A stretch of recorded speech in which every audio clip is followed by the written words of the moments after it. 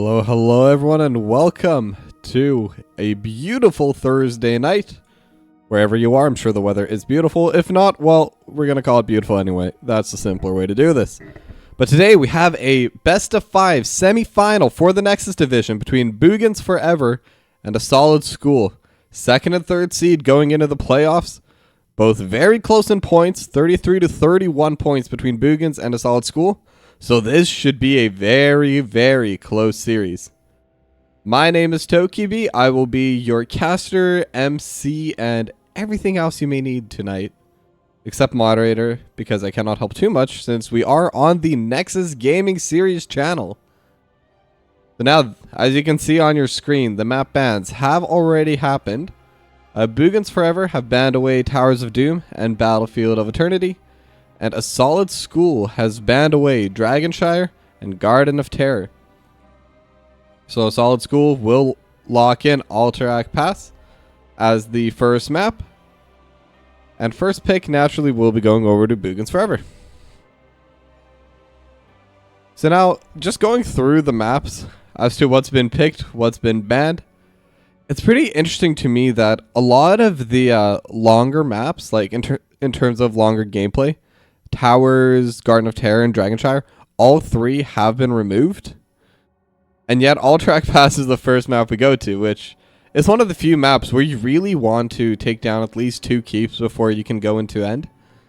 So I'm wondering what it is about that kind of style of map that Boogans Forever didn't really want to, or that a solid school didn't really want to play against.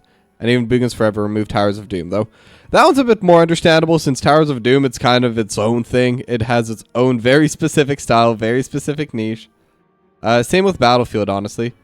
It's one of those maps that really changes the meta. Like, it has its own separate meta compared to the rest of the game. So it does kind of make me start thinking, is a solid school more confident in their fighting as opposed to their macro play, which is why they want something smaller. And Alterac Pass, I think, is a very good map to select if you are confident in your fighting ability. Because while the map is big, the objective itself takes so long to finish off that you're kind of given the opportunity to roam around the map. If you do make a macro mistake, it's not quite as punishing as other maps. And you're able to just spend a long time fighting over the objective. So that's kind of my take on this. I have casted a solid school once before, though if I remember correctly, it was kind of a one-sided stomp that they won. So I'm not really sure exactly what the peak of a solid school is. I don't know what their full potential can be. And Boogans Forever, I've seen them play a couple times, and I believe this will be the 4th, quote-unquote, series I'm casting for them. The 3rd one, obviously, was a forfeit 10 minutes after we started, but that is how it goes sometimes. And I've seen some very good plays from them, so I am looking to see more consistent good plays coming out of Boogans Forever. As we are in the draft now. So, Alterac Pass, main thing with this map, poke and being able to interrupt channels onto the camps is very important. It can go a long way.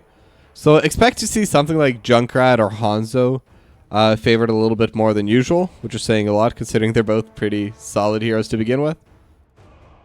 And then, this is a best of 5, and one of my favorite things in best of 5s is watching the meta explode on its own.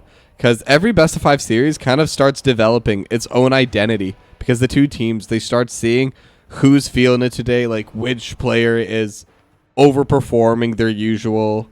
And they'll adjust their bans towards that. They'll adjust their bans towards special strategy. Maybe something just clicked and a certain team comp works super well for a team. So that's kind of what I'm excited to see in this series. But anyway, the bans coming in. Falstad and Sonya banned away from Boogans Forever. And a solid school currently banned away the Chromie. And Chromie is another one of those really good poke heroes, able to interrupt over the wall. Dragon's Breath, super powerful. And the Anduin going to get removed as well. And Joanna going to be immediately locked in by Kalavoth. And that's a very solid hero, especially for this map. Like I said, long range interrupts are very good. And the Blinding Shield is very strong for it, being able to just reflect the sun, or I'm not even sure what it is. I'm assuming it's the sun or whatever light is around. Into the eyes of the enemy is going to work wonders. I'm going to go on a short tangent here, but I'm kind of curious about how the mechanic works, because then how does it work on Towers of Doom? It's quite dark on that map. But I digress. I'm getting distracted here. Greymane and Leoric both locked in for a solid school. Leoric, very solid offlaner. Janitor Leoric skin is fantastic, and I'm hoping it turns into the new face of the game. I have noticed that on Reddit and stuff, it is starting to put up a little bit of momentum. Not too much, but I can dream. And Rhaegar Dehaka going to get locked in by Boogans Forever, so no extreme picks quite yet. Just pretty standard, strong, how do I put this? Safe picks so far. Because you can't really go wrong with Greymane, Leoric, Joanna, Rhaegar, or Dehaka. They're always going to be able to do something. They're always going to be able to accomplish something within the game. Dehaka going to be able to accomplish some pressure with the Bushstalker. Sergeant Hammer band, that could have been something that would definitely blow up the game. Sergeant Hammer, absolute draft breaker, so very wise to remove it if you know it's not something you can play against, or not something you're planning on building against. Even if you're not entirely sure if the other team was playing it, just always a very solid hero to remove out of the game. Yeah, and I'm kind of looking at the builds so far. And Orphea band, I believe I've casted 2 Orpheas since the start of this season. It's not a hero I see super often, but it is one that I've seen with Leoric, I think, in both of those games. Because with the Entomb, it's a lot easier to set up the skill shots for Orphea. And if you're able to land all of them, she can dish out an incredible amount of damage, all with sustain. A big chunk of it is AoE.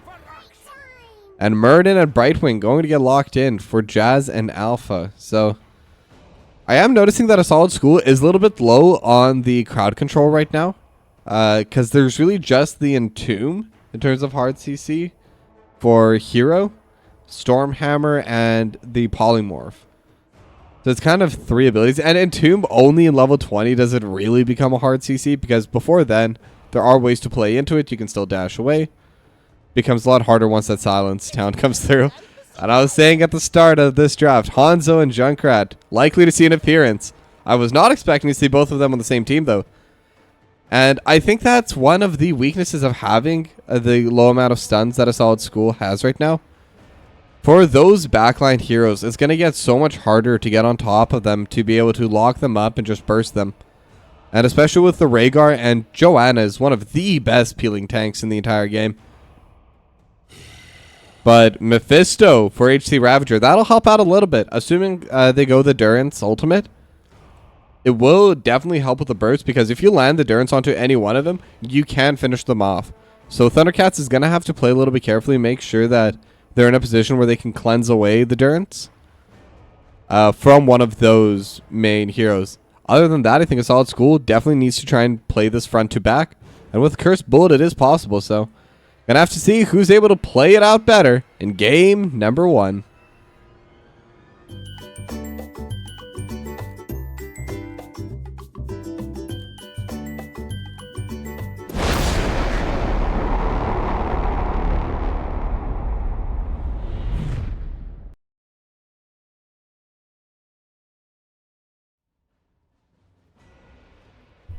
Alright, and we are into map number 1 between Boogans Forever and a solid school. We are on Alterac Pass, so gonna be pretty interesting to see who's going to go to what lane. Typically, like, I do expect Hero and where are they? Isaac to kind of be matched up together. But I have seen some interesting lane assignments on Alterac Pass before. I've seen 1-3-1s. I've seen 2-3s. I've seen a lot of very interesting maneuvers. So we will see after this mid lane matchup, because all 5 have started running to mid lane, but no one's really pressing forward. There's no brush to hide in on Alterac Pass, so both sides are a little bit hesitant. And I guess I can take this moment to kind of talk about the strengths and weaknesses of each of these 2 drafts. Because the main strength that Boogans Forever have is the fact that they have a very solid peeling front line and a very good poke back line with the Hanzo and the Junkrat. they do provide a decent amount of control, as Isaac is going to get attacked a little bit. Does have the drag over to Azuriel, but now it's 4, and in fact, Isaac is going to go down, so first blood going over to a solid school. Very good roam. I don't think Isaac expected all 4 members besides Hero to just march down and really finish off the Dahaka. Basically 100 HP to 0. But anyway, back to what I was saying. The side of Boogans Forever, they are going to be able to poke down a lot harder, but their consistent DPS is going to be a bit lower. Junkrat will need to reload. Hanzo has a very slow attack speed and is kind of more of a caster than an auto attack carry. So that's going to be their weakness. Bursting down the front line is going to be very difficult, especially since their front line is very high HP, as both sides do collect their siege camps. Now, Solid School, they have a lot of trouble getting onto the backline, but their damage is consistent and high. So if they're able to start the DPS, if they're able to get in a position where they can fight, I do expect they will win most of the fights if they can get into that position. And that's really going to be the telltale sign of which team is going to be able to win this. And that's the strength of the engage coming out from a Solid School. So now we do have HC Ravager just kind of be getting a lot of poke with those Skull Missiles over in the mid lane. And is going the Skull Missile build. Currently has 2 stacks out of 40. And once those 40 stacks do hit, we'll be getting an extra charge of Skull. And I believe health and mana back. Or is that... Oh no, sorry. More damage after 20. And then after 40, we'll have the second charge. And then health and mana, I believe, is a later talent. I always forget these things. There's a lot of talents to learn. But now Calavoth is going to be getting poked out of the mid lane. Not going to allow Calavoth to get the mid lane pressure. The prisoners are going to be spawning, but a little bit of a fight happening, and Hero was not able to land the life drain. And kind of very necessary if you want to trade into Isaac. They are going to use the phase shift to keep Hero healthy, keep Hero in lane. But it looks like Alpha is just going to hold the lane for now. Phase shift isn't a super long cooldown. I believe it's around 40 to 50 seconds, somewhere there. So it is something that they can kind of ignore for a little bit, as the next set of siege camps has spawned. So Hero and Azuriel taking theirs, and Bummernot and Thundercats will take the one on the left side. So it is going to be 2 siege camps going over once again. And with only the 1 camp on this map, it does get a little bit funny. There will be 2 bosses spawning on the top and bottom edge of the map. I believe it's at 6-ish minutes. I don't know. I should pay attention to these things. Oh, but we do have HC Ravager able to deal a lot of damage, but we'll get knocked back with the Concussive Mind. But not enough burst damage to take out HC Ravager. Lots of damage will be dealt, but will be able to get healed up by Alpha, as Alpha goes up to match Isaac. And now bot lane has kind of turned into non-champion matching with Jazz. And non-champion only has the 4 stacks for the scatter arrow. I expect that will go up once the team fights do come in. It is very hard to stack it when you're only in a single lane against a single enemy, and that enemy is a tank who you don't want to go near in case they jump you. But now they're starting to position towards the camps. Jazz is moving forward quite aggressively, and HC Ravager is going to get pulled back. Will get healed up by Alpha, so we'll be okay. Not too much happening after that first blood. Both teams kind of just content to scale up, try and push off both sides, get their quests done. Already 13 stacks for HC Ravager, so 7 more stacks and the Skull Missiles will be dealing quite a bit more damage, honestly. The Jazz and HC Ravager are looking towards this bot lane. It would be difficult to burst anyone down until level 10. Once level 10 happens, it will be a lot more easy. The amount of damage the Mephisto will be able to deal when all of the Skull Missile hits are guaranteed, assuming that the stuns and roots do connect with Endurance of Hate and all that. But we'll be a little bit slower till then. 3rd round of siege camps now going to go down. Level 9 already hit by a Solid School, so level 10s and the heroic towns are well on their way, as Jazz and Calavoth just kind of fighting for bush control will be a bit difficult into the Junkrat, since the Bummernot will be able to just kind of push them away, has a Concussive Minds. Now HC Ravager going to take a little bit of poke from Bummernot, but not too much. Will get healed up with that phase shift. So very slow game so far, I'll be honest. I was hoping for a little bit more action. I'm sure it is still to come. Both teams are just scaling up, getting ready. They're both confident in their late game.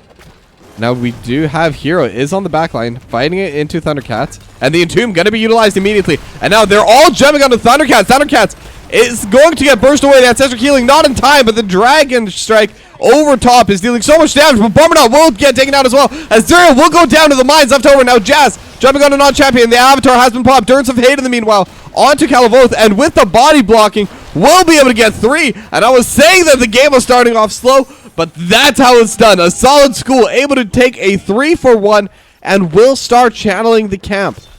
Now it is still low respawn timers. There is a chance that Boogans Forever will be able to come back and contest this.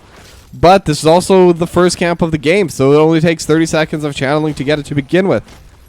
Now, Hero is already seen topside, so there are going to be extra numbers over down here for Boogans Forever, as they will be able to retake their camp, but a 21-second channel is very big. This is now something they can kind of play for via macro plays, via pressure from the opposite side of the map.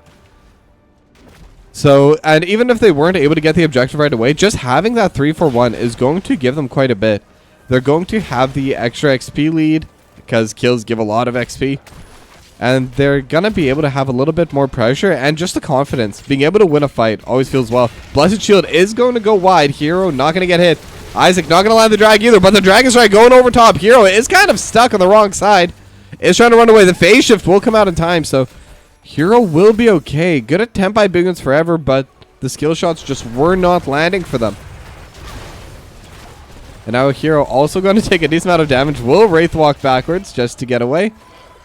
And we are now pretty much fully reset, but Jazz doesn't want to reset. Jazz wants to continue fighting for this. They are on even talents. Level 13 is somewhat closer for a solid school. About half a level lead for them right now. They could try to get level 13 and then fight. But it does seem like they are feeling confident with their current state as is. It's going to be very difficult though, with non-champion and Bombernaut just continuously interrupting them. And Calavoth with a blinding shield as well. And now we'll have the Condemn on it too. Entomb does come out, so Calavoth, you're stuck. Azuriel going to burst him out. And just like that, the Ancestral Healing not able to come out in time again. And Jazz able to get the Storm Strike, Storm Hammer on it too, sorry. And Thundercats is trying to run away, trying to heal up. Will get slowed by the Dwarf Toss, but the Ancestral Healing this time will come out. Thundercats will be okay. And they have not been able to start the channel quite yet. And they're taking a lot of poke in the backline. And HC Ravager taken down so low. Dragon Strike gonna be utilized to keep them off of the objective yet again.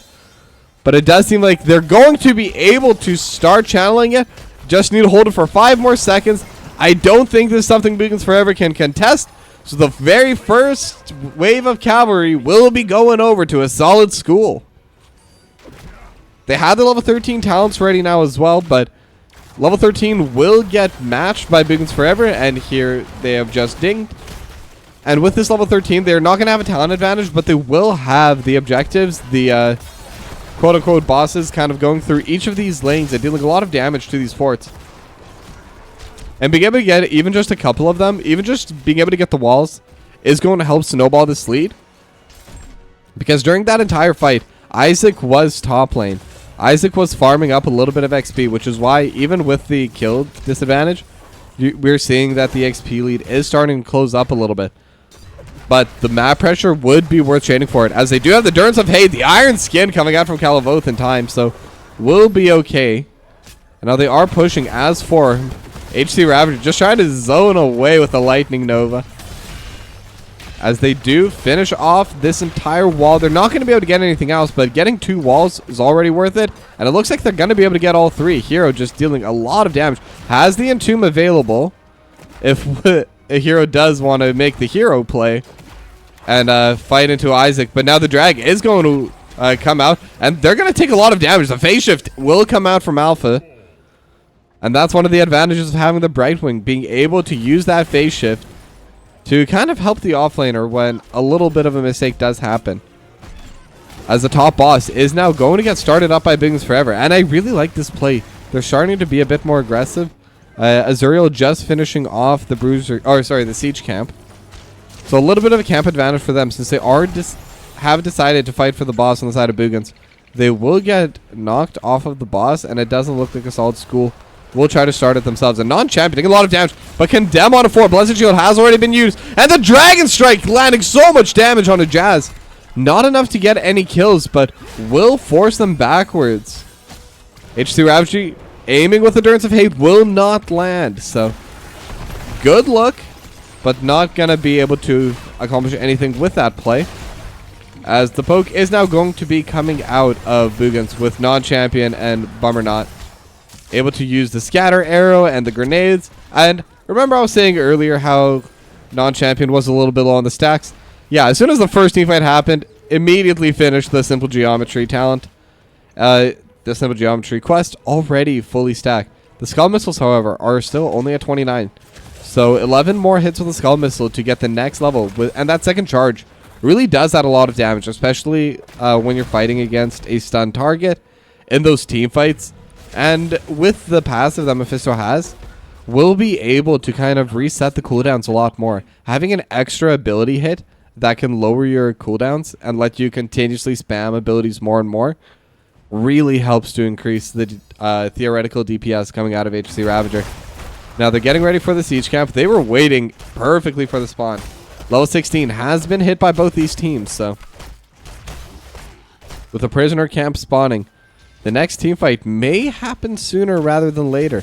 Last time we did see Jazz was playing very aggressively onto these. But in the bot lane, in the meanwhile, they were on their bruiser camp. They were contesting for the top side, but they failed to realize that they were going to lose bottom boss for this. So very good macro play coming out from Boogans Forever right now.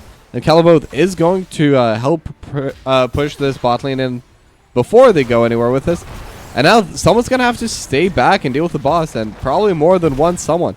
They're currently bringing all 4 members, with the exception of Hero, who is just kind of dealing a decent amount of auto damage over towards that fort. But now Thundercats is going to slow Hero down, and Hero's just going to get burst. Non-champion. So much burst damage coming out of this Hanzo. And now they're going to start working on this top boss. But because they sent 4 from a solid school, they're going to be able to respond to this with the bot lane. But however, are they going to be able to? Because the Blessed Shield does come through, and they're able to take down the Greymane. So Calavoth and Isaac able to defend against this. And they're also going to be able to take the top boss. So well played for them. 2 kills across the map for Boogans Forever. Able to use that Bush Stalker very well. Hero is going to respawn shortly, but will be in a safe spot to do so. As we see the bot lane getting shoved in by Isaac, and the boss hitting onto that top fort. Getting any kind of force on this map deals so much damage to the enemy. It makes playing this game so much easier once you're able to get that. And now Boogans Forever have started the channel. They're taking their time though. They're playing it slow. They're not really committing. They know that their team comp doesn't want full fights. They just want to play slowly from the side and maybe look for a few picks. Now, having said that, when I mentioned that at the start that they want to play less for team fights, I was assuming that's going to be the Dragon Arrow build coming out from non-champion, but it is the Dragon Strike build, which does open up a lot more burst potential, as Bombernaut taking a lot of damage. Will be okay. Calavoth has a condemn on multiple members, but the polymorph and all the stuns! And Calavoth is just going to go down, and now the Entomb over on top of everyone. Bombernaut and non-champion, you caught the entire backline. The 2 poke heroes are going to, well, I was going to say going to get caught. Non-champion will be able to walk away, but that is still a very big fight. 2-0 for a solid school, as they were able to not only pick off the tank, but also one of the primary DPSs off the side of Boogans. Isaac, however, has taken down the bot fort, and the top fort has also gone down. So currently, the building advantage is in favor of Boogans Forever. A solid school may be able to match this if they're able to finish this channel. And it is going to be sad for Boogans Forever. They only had 11 seconds left on their own channel. But they will have to give this away, as it is a 3v5 on the map. It would be a little bit dangerous to fight for this. So, going to be a second set of cavalry coming out for a solid school. Now, Isaac wasn't able to deal too much damage over to this keep wall on the bot side, but even just being able to take down the fort already helps a lot. And having those extra, not really, what are they even called on this map? They're not like cannon. Reaver Minion is what they're called on Alterac Pass. For anyone who wants to get ready for trivia night, if that's the thing. They are called Reaver minions. And now the cavalry, it has arrived. And it looks like they're going to try pushing down this final mid lane fort. Though the trap is going to be annoying. Jazz just going to step on it. Get it out of the way. And HC Ravager just going to play aggressively. But they do have the stun. HC Ravager is going to lose half their HP just to the tower alone. But the fort will go down. Blessed Shield not utilized there. They do have a cleanse available from Alpha. So would have been a waste just to land on one. But now the fight has begun. They do have the traps. The blind lands on 4. Calavoth now will utilize the Blessed Shield. And they're also going to be able to just burst down the Leoric. The Riptire able to deal so much DPS. Trying to time the Wraithwalk with the Riptire. But the issue when you do that is you're kind of standing still. And everyone's able to just land all their skill shot. It was one of those cases of like Hero had to use that ability. But if Hero used that ability, they would go down. And that's exactly what did end up going down. So now all 3 forts have been taken down by Solid School. They're going to back away now, but we'll be able to get the building advantage back in their favor. Both sides now have that level 20, so any team fights now will be very explosive. And just kind of as expected, we do have Buried Alive picked up by Hero. One of the strongest abilities in the game, if I can say that. I don't know if everyone will agree with me, but I do believe being able to have this massive AoE silence that is also preventing you from moving, I think it's a very strong ability. Now Hero and Jazz going to get scouted out by Bummernot as they're grouping towards this boss. Now, are they going to start this boss or not? It looks like Jazz will begin the DPS. And interestingly enough, Alpha did go for the Invisible Friend, so it is going to be that stealth talent coming out from the Blink heal. Boss is at half HP. Both sides currently sitting at 4, but Isaac going to Bush Stalker right in. And the Dragon Strike is going all over, but it's just going to pull them away. It's not going to deal any damage. Endurance of Hate just barely going to miss. Skull Missile coming out through the side, and Riptire lands on it too. And all the damage going on to Jazz. Jazz is going to go down, and now Hero and McReaver going to get, or McRavager, sorry, going to get taken down, and Drag lands on a Hero. 3-0 for Boogans Forever. And the second Dragon Strike just for good measure. Gonna get thrown from above. The boss has been able to heal back, but doesn't really matter when it's a 5v2 on the map. Boogans Forever gonna be able to pick up this boss, and looks like Calavoth is going to get started on this camp as well. Now the question is, are they going to walk this boss in? Are they going to go for this camp? Are they going to go for the top lane boss? They have a lot of options for themselves right now. But it does seem like the respawn timers are a bit close. So might make more sense to go for the top, to play for the camp instead. But now Isaac was taking a decent amount of damage, but will be able to just run away. Has the burrow, so very powerful ability for the escape. And now they're going to kind of change how they're going to be on the map. They are going to send non-champion Thundercats and Bummernot to take the second boss. And Isaac is going to be channeling on their own. So going to be a very interesting play for themselves. I think they're okay giving it away. I think they just want Isaac to get as much out of this channel as possible. But the issue is, can they get Isaac? The Entomb does land. The Burrow not going to be able to accomplish enough, and Isaac will go down. They will lose that top boss, and this bottom boss is also just really wailing away on this keep. I'm not sure who's going to be able to win. Is it going to be boss or keep? The minions are helping out quite a bit too, and I do think the keep will be able to survive. Oh, it's going to be a close one. One more hit, and the boss will be able to finish off the keep. And, oh, they've also been able to steal away the siege camp. No real fighting has been happening yet, but Calavoth is standing on to this. And they do have this Blessed Shield over on it too, and they're able to get the healer. They're able to get the Mephisto. AC Ravager also going to go down. And a Solid School, you've got to do something. You've lost your bot keep. You have a very healthy boss attacking your top keep. And they're probably going to lose this this camp as well. And this could be the ending play coming out of Boogans Forever right now. If they're able to secure this next set of cavalry, they could run this down all the way into the core. Now they have the Dragon Strike landing on a Hero. A lot of damage dealt. And they just cannot walk up anymore. They don't have the healer. They don't have the Brightwing. So Bummernot is going to start the channel. Isaac, oh, meanwhile, over the backside, they will be able to take down Hero as well. So that's going to be yet another pick going over for Boogans Forever. And the top keep did go down. And in fact, the boss is already on the core. And now the cavalry's coming out as well.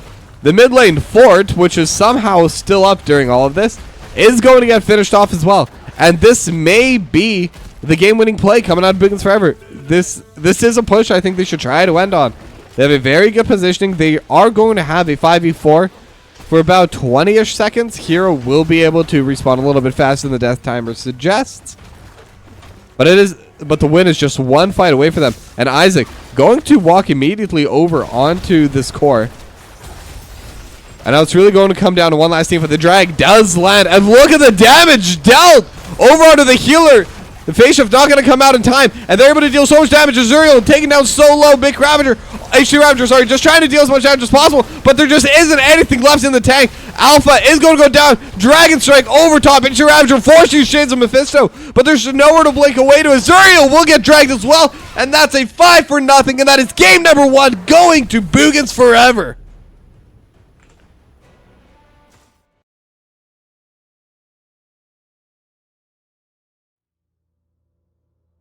Yeah, and that was a very clean finish coming out from Boogans Forever to win that game number 1. There was definitely a huge back and forth, but that boss play coming out from a solid school, they tried to go for that extra little bit of a push, trying to build a bigger advantage for themselves. But unfortunately, they got caught out a little bit. Boogans Forever were able to capitalize on that mistake and had a clean road left to go all the way to the finish. So this game has been back and forth. Level 24 and 22s hit by both sides. And that should show you just what to expect out of this series. Now we're going to go to a short break, but when we come back, it's going to be game number 2 between Boogans Forever and a solid school. So don't go anywhere.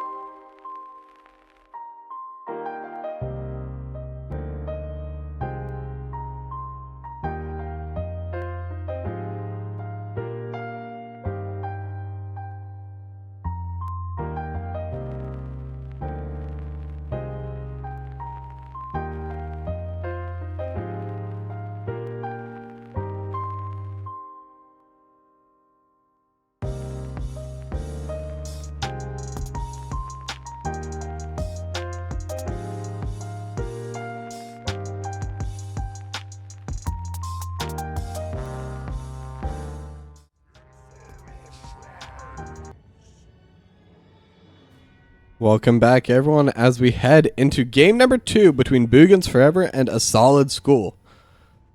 We're on Infernal Shrine, so expect to see Hogger Pictor Band, as we see the Sonya Band coming out once again for Boogans Forever. Now, before this draft really gets started, I already mentioned it in chat just now, but I would also like to tell everyone, the second semi-final for the Nexus Division will be coming up on Sunday at 5 p.m. Pacific on this channel, Nexus Gaming Series, where I will be casting once again for both semifinals for the Nexus Division. So be sure to be there, bookmark it in your calendar. It's gonna be another fantastic matchup to decide which two teams will be in the finals of the Nexus Division. But anyway, going back to the draft, we have Mephisto banned away by Boogans Forever, and Chromie and Anduin once again for A Solid School. But Isaac going to steal away the Leoric this time around, so gotta be an interesting draft. And we are kind of seeing the reverse draft so far. Hanzo and Joanna gonna get locked in by A Solid School. So yeah, kind of one other interesting thing I've noticed is that Blaze has kind of gone by the draft so far. And I do think Blaze is in a pretty solid spot, even post nerfs.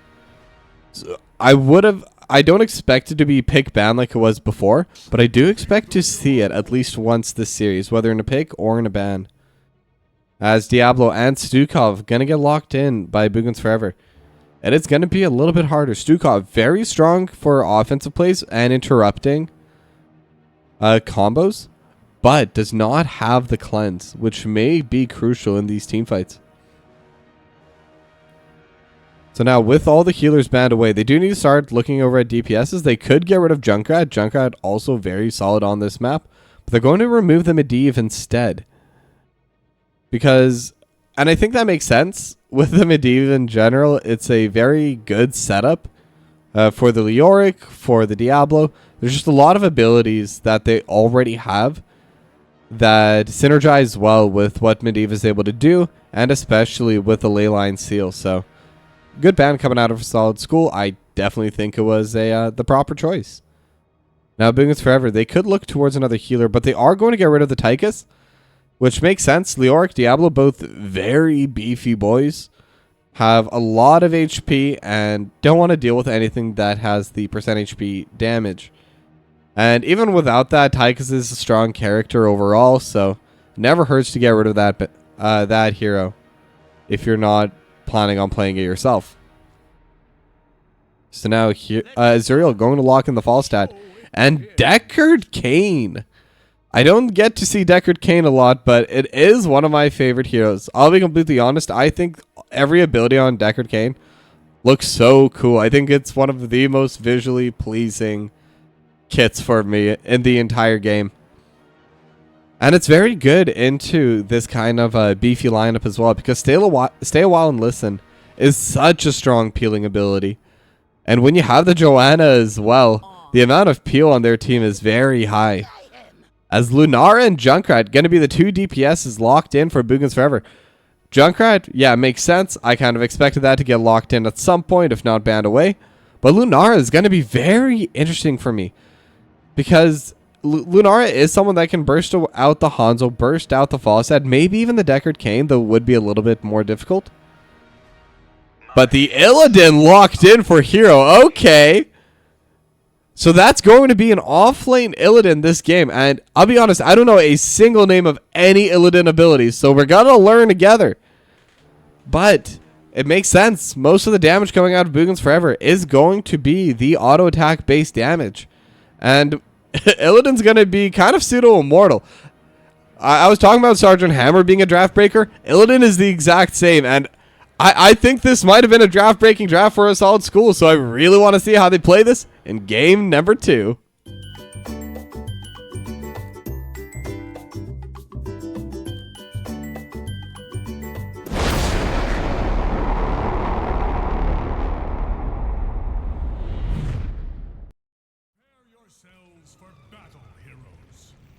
Alright, and we're into map number 2 between Boogans Forever and A Solid School. I would also like to quickly apologize for the way my voice sounds.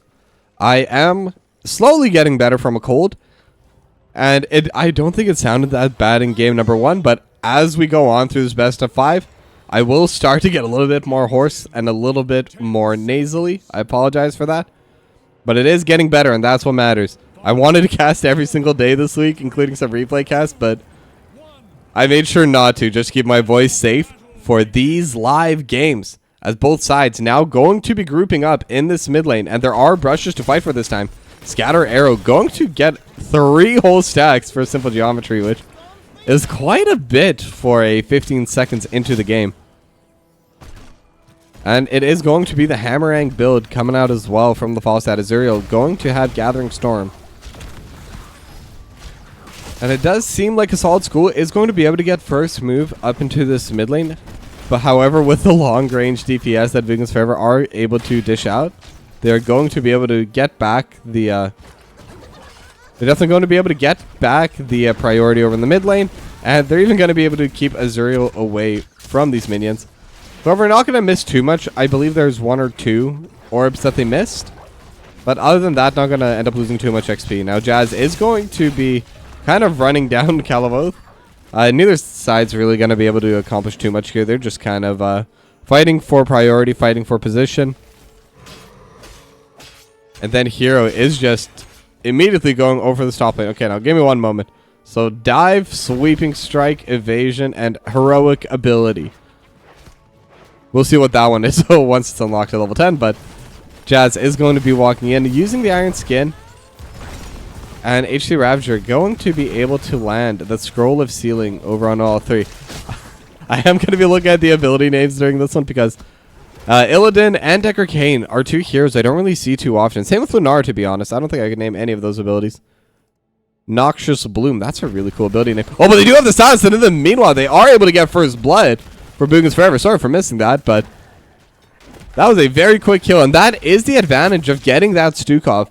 So I was saying that when you pick Stukov, you forfeit the right to a cleanse, but you are going to be able to just absolutely burst someone down and really remove their avenues of escape. And especially when the enemy doesn't have an Anduin to kind of play around that, it makes it so much more difficult, and it makes pick-off compositions a lot better. Which is why you do typically see it locked in with the Varian. Sorry, I was trying to remember the name. I am still a little bit brain foggy as well, but I'm doing my best. And now HC Ravager just gonna start pushing out this lane, as the shrine is going to be in the top side first. The siege camp is still available, so it is going to be able to push down this bot lane. Azuriel going to just shove this away. I believe, yep, they don't have flight for 30 more seconds, so it's going to be a cooldown for them to watch out for. But this is another one of those maps where the objective takes a long time to take. You need to kill all 40 skeletons. So it is possible to arrive to the objective late while still being able to win out on it. Now they're going to finish off their Bruiser camp. Was a little bit slow, so the overall first move does come out of Boogans Forever, as Isaac is just smacking down those skeletons, already at 14. As the entire roster of Assault School is going to be walking up top now. They're going to be grouping together, and Isaac is kind of on their own. Will use the Wraith Walk to get away, but they will have to give away the pressure over to this lane. Azuriel is going to fly up top as well. So they do have first move now by Assault School. The Bruiser camp is still alive, very low though. Calavoth just going to be taking some poke damage. Isaac is already in on the back line, and Calavoth able to get the Shadow Charge, landing it, and the silence coming through as well. But Hero will be able to just dash away. And the damage coming out of Azuriel over on this backline. They're all grouping up together for that Hammerang. And now Calavoth is once again just kind of trying to play onto Hero, but Hero's going to be able to heal up quite well. Has a lot of effective HP, not a huge HP bar, but since the ability power isn't super strong for Boogans Forever, most of their DPS is from those auto attacks. But Azuriel's starting to get low, and Stukov with the lurking arm able to get the kill. Thundercats, great positioning, and with that kill, they're going to be able to take the Punisher as well. It was 38 to 37 at one point, so it could have gone to anyone, but that kill is what sealed the deal. Now, how much can they get? It is still an early game Punisher. It does look like they will be able to get the wall at the very least. And being able to get the wall this fast and being able to get this much damage done to the fort, this is a very solid first objective. And I think they're even going to be able to finish the fort at this rate. Bummernaut going to take a decent amount of damage. Not going to get hit by the scroll of sealing, but the building just melted. What? At level... What is that? Is that from non-champion? I genuinely have never seen a fort go down that quickly. Well, color me impressed. But Hero, it's just going to be clearing out this bot lane, and they're not done on the side of Boogans Forever. They're going to continue playing out for this mid lane. They're going to take down the first cannon tower and start looking towards the next one, but no wave quite yet, and it looks like they're just going to back away and start hitting onto their siege camp. And interestingly enough, this is the first time I've seen both teams focus on this bot side siege. Typically, they've been fighting around other areas. They've kind of been playing around other mini objectives, I guess. Just trying to think of the best word to describe it. But it does look like Boogans Forever, they're going to be able to take down this neutral siege camp as well and start moving. And with level 10, I do expect to see them move over towards the Solid School's natural siege camp. Just trying to take all three off the map, but they are going to be able to jump onto Jazz. And with the silence, Scroll of Sealing, Lightning Breath over top. Not going to be enough damage, but Jazz is going to get taken down so low. They could definitely push with this. And there's no need to go for the siege camp when you can just siege. 4 members over on this bot side. They're going to be taking down this fort as well. And again, is this Lunara? Did I miss something? Lunara is dealing so much damage to these buildings and to Alpha as well. Is there a talent that raises building damage or something? Increases nature's toxins damage by 125. This is it. Nature's culling. This deals so much damage, and now they're going to be able to go in onto Jazz. And it's not going to be Stay a While and Listening. It is going to be the Lornado. But Thundercats is getting jumped onto the back and will get taken down. So that's going to be 1 kill over for Solid School. The Entomb does come out. It's just H2 Ravager in it, though. But the Gus from Azuriel will keep them safe. And now they will be able to get away. They had the Wraithwalk. Hell of Oath will get poked down a little bit more. But overall, winning fight by a Solid School. So it does seem like non-champion is building primarily to take down structures and to take down neutrals. I wasn't aware of this build by Lunara, but I was not aware that I could ever see that much damage done to a building by anyone. Even in a Zebo's, I wouldn't really expect it to go down that quickly. Hence my shock and surprise. Now Hero is just consistently trying to shove out the lane. And this is one of the issues for the Illidan. Illidan is very good at surviving in these fights, deals a lot of damage in these fights too, but will struggle matching the wave clear from this Leoric. Now Jazz is trying to clear out this mid wave, but is a bit hesitant to walk up. Will get Shadow Strike into the tower, gets slowed as well by the Lurking Arm. Using the Iron Skin right now is still unstoppable, but the Unstoppable is now done. Concussive Mine will not have the angle. Jazz will be able to get back to safety in time. But now the next objective has spawned. Both sides are level 12. Half a level lead for Boogans Forever, so they could try to play slow until they get level 13. It is on the way for them. But Hero already in the backline, gonna be trying to fight, and they're able to get the Dragon Arrow over top as well. Isaac Phalo and the Entomb, they're able to take down Hero. And now Jazz is on the wrong side. Blessed Shield is going to miss as well. Able to get away with just 400 HP, but that's still a 1-0 for Boogans Forever. Level 13 has been hit for them, so they'll be able to secure the second Punisher. And let's watch together how these buildings disappear. Non-champion. Oh, I think I might even have siege damage available. 40k for a non-offlane. Look at this. Non-champion is dealing extraordinary amounts of damage to this fort. How have I never known this build exists? Anyone who's watching this, try this out in your Storm League games. Ruin everyone's day. I think that's what the takeaway of this game should be. And now the ultimate's coming out. Leaping Strike is still going to be the pick for the Lunara. And I am surprised to see the Lornado coming out. I do think Stay a While and Listen could have been very good for them this game. But the talent pick has already been made.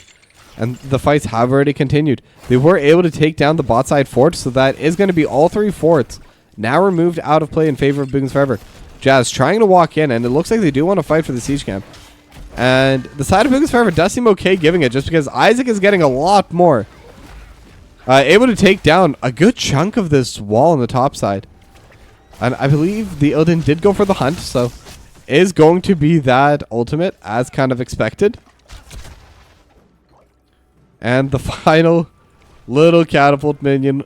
I'm surprised it is called a catapult minion. This is definitely not a catapult. It's like a laser beam, but I guess a laser beam is a kind of catapult. Boom. Doesn't deal a lot of damage when there's a huge wave of minions. But now the bot side siege camp is going to go down in favor of Boogans Forever. And in the mid lane, gonna get pushed back by Solid School, but all these lanes are currently favoring Boogans Forever, and I expect it to continue.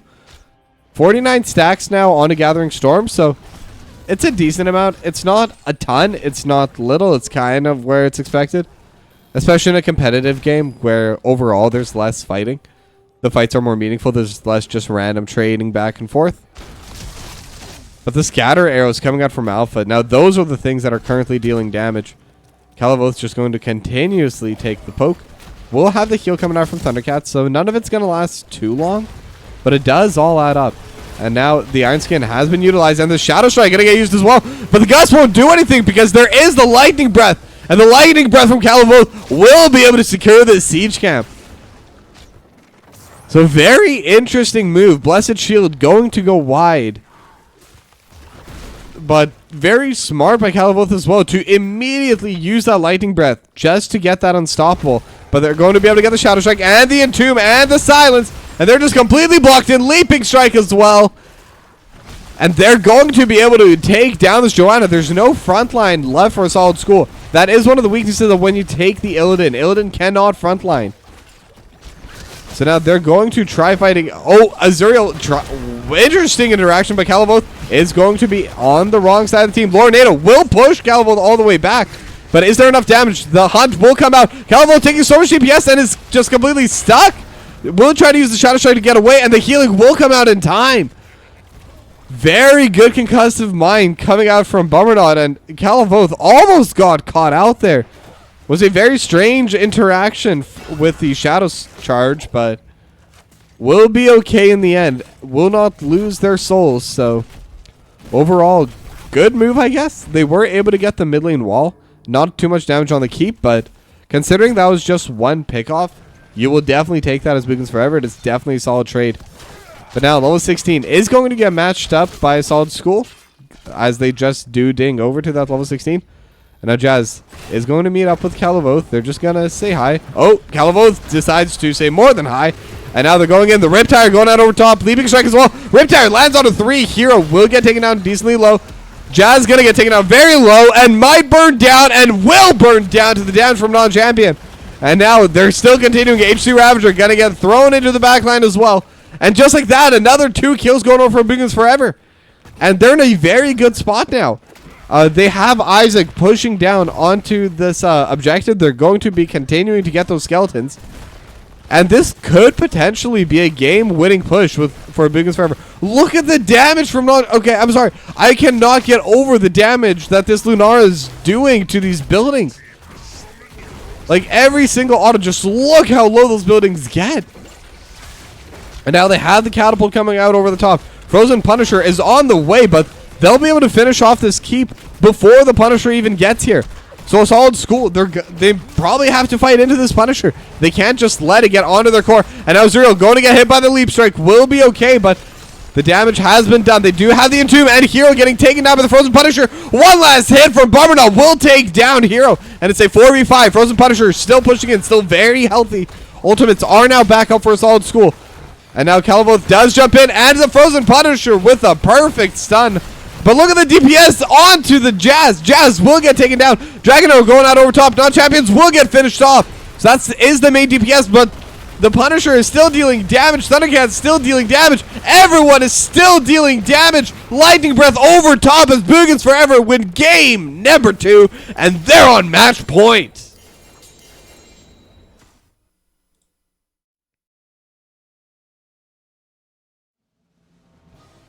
Okay, now this map, definitely a bit more one-sided compared to game number 1. I'm sorry, but 82, almost 83,000 damage coming out from a DPS for Siege.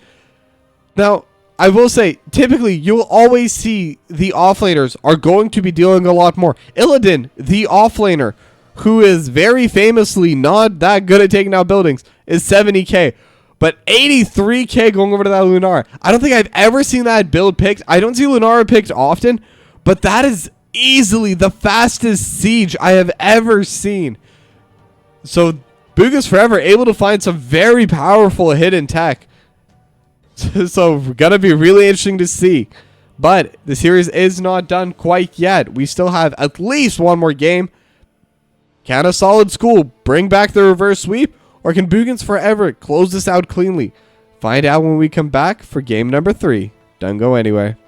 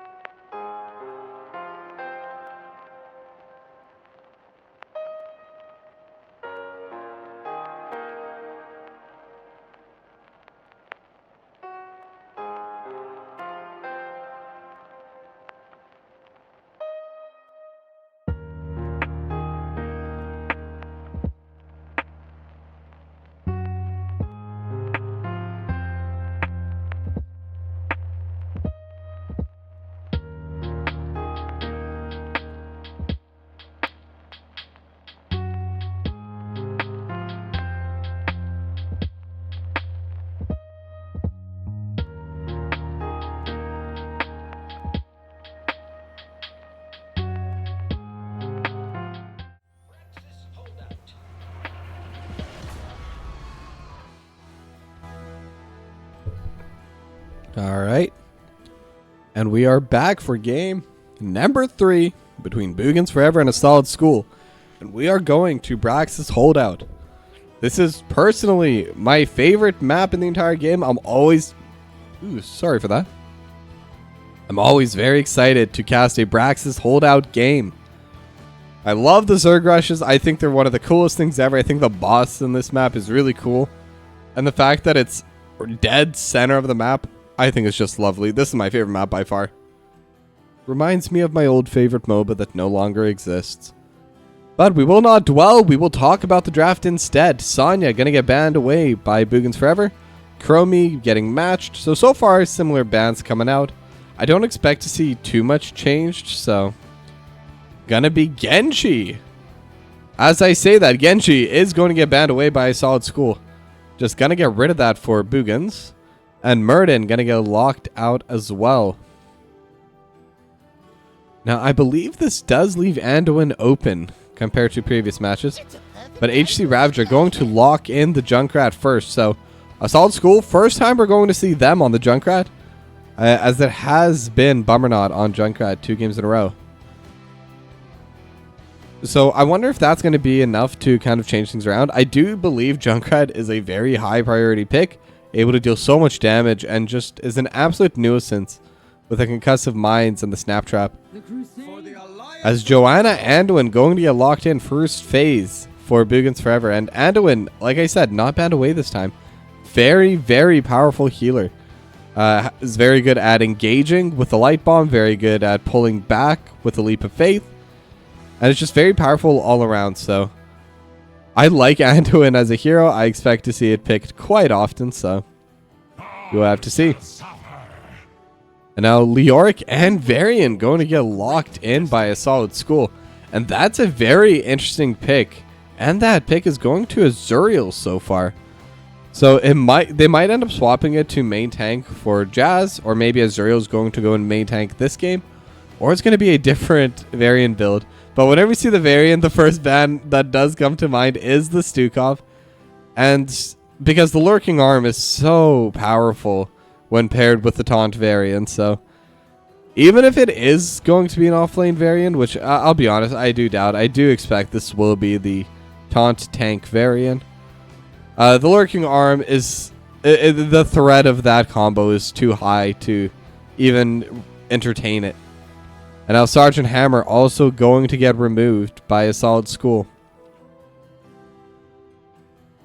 It's going to be interesting to see where they draft this. Dahak is available. Greymane's available. And Hanzo has kind of gone through this entire draft.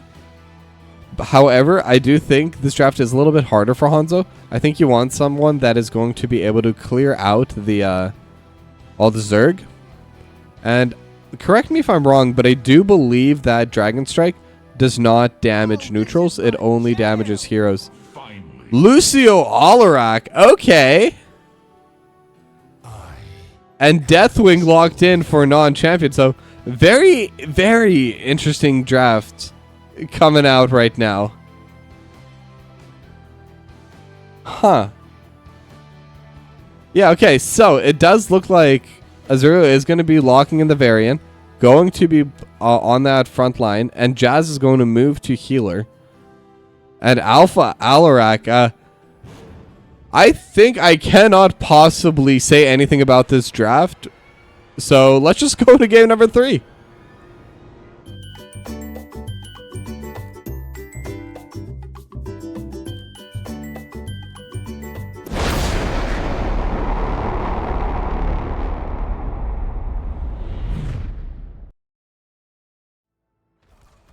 Facility powering up. Alright, and we're into game number 3. Between Boogans Forever and A Solid School, we're on Brax's Holdout. Not to be confused with Outpost. That is an ARAM map. We are on Brax's Holdout. And this is a very interesting draft coming out from A Solid School. And I said right before we went into that transition that I do not really have any comment on this draft. And that is simply because I am not experienced enough to say if this is good, if this is bad, what's going to work well, what's not going to work. This is all going to be brand new to me, as are all of Alarak ability names. So I will click on that just to get him. A Telekinesis, Discord Strike, and Lightning Surge. Okay, okay. Now Kalavoth is going to get demounted immediately. And we'll have the Molten Flame thrown down pretty much immediately just to... or sorry, the Lava Burst is going to get thrown down immediately just to kind of keep everyone away. And it does look like they went for the kind of pushing build so far from non-champion. Excuse what I'm saying. I'm just kind of talking nonsense right now. I'm trying to focus still. It's hard with cold fog brain. But anyway, they're going to be fighting now a little bit. A little bit of back and forth. And there are going to be those sadism stacks coming out from Alpha. So they do want to, and kind of even, I'd say, need to snowball a little bit. And it does seem like their entire strategy is going to be to jump on a target and one-hit them. It is going to be the taunt variant, almost 100%. I would stake my life on it. And once they... So, before level 4, they're not going to be able to do too much on their own. But once they do hit that level 4, that's where their team comp is going to be able to start actively trying to make plays. That's where they're going to be in a position where they can play more aggressively. And that's when we can start expecting to see something happening from Assault School. Now, Bruiser Camp and Siege Camp going to get taken away by both sides. And now both sides are also going to be taking away their other camps. Although, however, it does seem like there's going to be a fight on the top side. Hero versus Isaac. Isaac is very quick. We'll be able to run away. But Jazz and Ravager are already here. And Isaac is just running away, scurrying away. But you cannot run away from the Lucio. The Jazz music is too good. And they're even going to be able to get the beacons first. Gonna even be able to delay a little bit on the retake for the bot side. So 10% already going over to a solid school. And that is pretty solid if you ask me. Not that anyone did. And now another fight is starting to happen top lane. Telekinesis not going to be able to land back from Alpha. But they will be able to retake this top side. And Azuriel is holding on quite well. The level 4 taunt has now come out. So the main ability is available for Azuriel. Kalavoth going to take a lot of DPS from Jazz and from HC Ravager especially. Now they're going to be able to regain the spot side pressure. Their siege camp is also still alive, so they can get a lot of pressure here. But now Kalavoth is getting hit over by Jazz and Azuriel. Non-champion is on the backside, but they do have the taunt on Kalavoth already taken down. Won't be able to stand at the front line. Motor Flame coming out from non-champion as well, but also not going to be enough. The angle just wasn't there, and with the health Kalavoth was on, there's no aggressive posturing available for Boogans Forever. Now there is a 2-for-1 in the top side. Isaac is going to be fighting against Alpha and Hero. They do have the slow, but the drag is going to prevent any further DPS from coming through. It is 34 to 10% right now, so both sides are going to be able to get a little bit of that channel, a little bit more Zerg. And now non-champion is alone down here. Not going to be able to get crowd controlled, obviously, but is still liable to taking too much damage if they do overstay a little bit. And now Hero is defending 1v4, so that's going to be a lot of damage going over to these buildings. So very interesting map movements going on for both these teams. I'll be honest. Oh, but the Wraith Walk from Hero coming out at the perfect time. They almost just burst Hero down. But they were not able to get it out in time. Now Jazz just continuing to poke away. Kalavoth taking out quite low. Concussive Mine not going to be able to get utilized with the Iron Skin. Leap of Faith also had to be used to keep Kalavoth alive. But luckily they do have all of those defensive abilities. And that's going to be the second beacon once again locked in by a solid school. Now Bombernaut is trying to run back down. Siege Camp has respawned. Non-champion also lands in the bot lane. But that's already 64% from a solid school. So no matter what, I think they're happy. Even if they're not going to be able to win on this objective, they will have a significant amount of Zerg spawning for them. And so they are going to be trying to fight back and forth. Molten Flame just going to come through from non-champion just to get some more of that pressure. And non-champion just able to deal so much damage over the wall. And with the Molten Flame, just kind of be used to zone away. Because when you have Azuriel on the taunt variant, it's very good for pickoffs. It is not as accomplished at just frontlining for long periods of time as other tanks are. Kalavoth is starting to take a decent amount of DPS. Non-champion trying to just hold on to this point, and it looks like they will be able to. It's already at 90%. We'll try to use the flight, but we'll get blown up. So they will be able to get the 100%. Trading their life over to get the Zerg spawn isn't necessarily bad, depending on what happens now. Alpha trying to continue with the damage, already at 108 points of sadism, but might go down. Alpha will be able to use the telekinesis just to run away from Bummernot. So now it's 108% of DPS from all the abilities. So slowly but surely, Alpha is scaling up and is slowly snowballing. And I was saying, look at the amount of Zerg coming out for a solid school, and the fact that they only have one person here for Boogans Forever trying to defend it, and Hero's kind of able to smack them away as they do bring in Bummernot and Thundercats. They were able to take down the entire topside wall. And really, despite losing the overall objective, a solid school, they are ahead in terms of building and structural damage. Now, the Bruiser Camp and the Siege Camp, they're both available right now for a solid school. Only the Bruiser Camp available for Boogans Forever. And they are going to go and clean those up. Now, the top wall has now been taken down by a solid school, so they will be able to get that reply and overall get that lead. But now the Bruiser...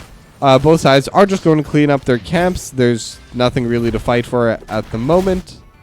I don't think either team really wants to go for the boss anytime soon, unless they get a massive team fight victory. So now the lane assignments. There is 4 people down in the bot lane for Boogans Forever, but Isaac is going to utilize the drag, just kind of trying to delay the take of the Siege Camp. Kalavoth also taking a little peek. Will get taunted, and in fact will get pushed back as well. And Kalavoth doesn't have any teammates nearby. Will get taken out around half HP, but nothing else will be able to come through. So was a little bit greedy with the peek. I mean, there was really nothing to gain there, but won't really get punished for it either. So at the end of the day, it doesn't really matter. Now it is going to be matched now. 1-4 from both sides. And with the Deathwing now going to be part of the group. And Hero solo kills Isaac in the top lane. And that is really big. So now Kalavoth has to go up top to help defend against this. They do have the Siege Camp onto that fort as well. And with the uneven numbers, they're going to be able to take down the bot side wall. So now the building advantage has been evened out. And they're even able to get a little bit of poke down onto this fort. It's not a lot. It's nothing too significant. But every little bit does add up eventually. Now with these grenades just continuously flying through, they're able to get the stun over onto Jazz. Jazz trying to run away, and is the Lucio. Lucio can run really well. And they did utilize the Blessed Shield onto Jazz, but just barely didn't have enough DPS. If they had one extra member, I think they do get that kill. And non-champion also taken down quite low. I believe does have flight available if needed. The taunt does land onto Thundercat, and Thundercat just gets absolutely blown up. And now non-champion also taken down very low. Just the amount of DPS coming through from Jazz. Riptire going through to the back, but does have to be detonated early. So non-champion will survive, will take flight. But that's still a 1-0 for a solid school. And it is going to be that Counter-Strike ultimate coming through for Alpha. Now Hero not able to take the control beacon at the top side. But they're able to get the bot lane forward, and that's going to help with their naturalized push. Cursed Bullet just kind of used for poke onto Hero. They're going to be able to get 10% back once again for Hero. And the Blessed Shield will get cancelled by the Wraithwalk. So good play by Hero, timing it perfectly. And now that's going to be an ultimate not available for Kalavoth for this fight. And they're able to get the Entombment. Kalavoth is just stuck. Leap of Faith utilized, but now non-champion is just caught into everyone. Will use the Fear. But there's no one to jump onto Azuriel. All of those abilities are just going to get utilized defensively. Not a waste this time. There was the Entomb utilized, so just kind of a trade of abilities. And now Azuriel gonna get hit by the Cursed Bullet, getting healed back up by Jazz, but neither side is too worried quite yet. Kalavoth is taken out quite low. Riptire coming over top. Light Bomb as well, and Kalavoth is going to get taken down. 150 HP, is getting healed up, but Azuriel will go down. The damage coming through, but Thundercats is also getting jumped on, is able to heal up. Jazz just trying to deal as much damage as possible. Bummernot will get finished off by Hero and Alpha. So a 1-for-1 DPS for tank. But the beacon will get retaken by Solid School for the top side. And by Solid School for the bot side as well. Alpha is just trying to stand on that beacon as long as possible. Is going to get sent up. It does use the counter-strike, but will they have enough HP to get away? They do have all those stacks. If they lose their life, they're going to lose 30%. The telekinesis will be able to get them back into safety. And they also have the Entomb back up. And Leap of Faith is also back up. I'm pretty sure we're going to see that trade of abilities coming through a couple more times this game. But level 13 talents are available for a Solid School. They're overall stronger right now. 20 to 10% on the beacon. Both sides are very close right now when it comes to these objectives. And this is a pretty snowbally map. Once you're able to get a lead, if you get a lot of buildings with it, it's pretty easy to hold on to it. It's very hard to play into the Zerg. But neither side has really been able to get any kind of noticeable lead. Slight XP lead and slight building advantage for a Solid School, and they have been getting something out of it. Already at 70%, as they are going to be holding it. So 78% right now onto the beacon.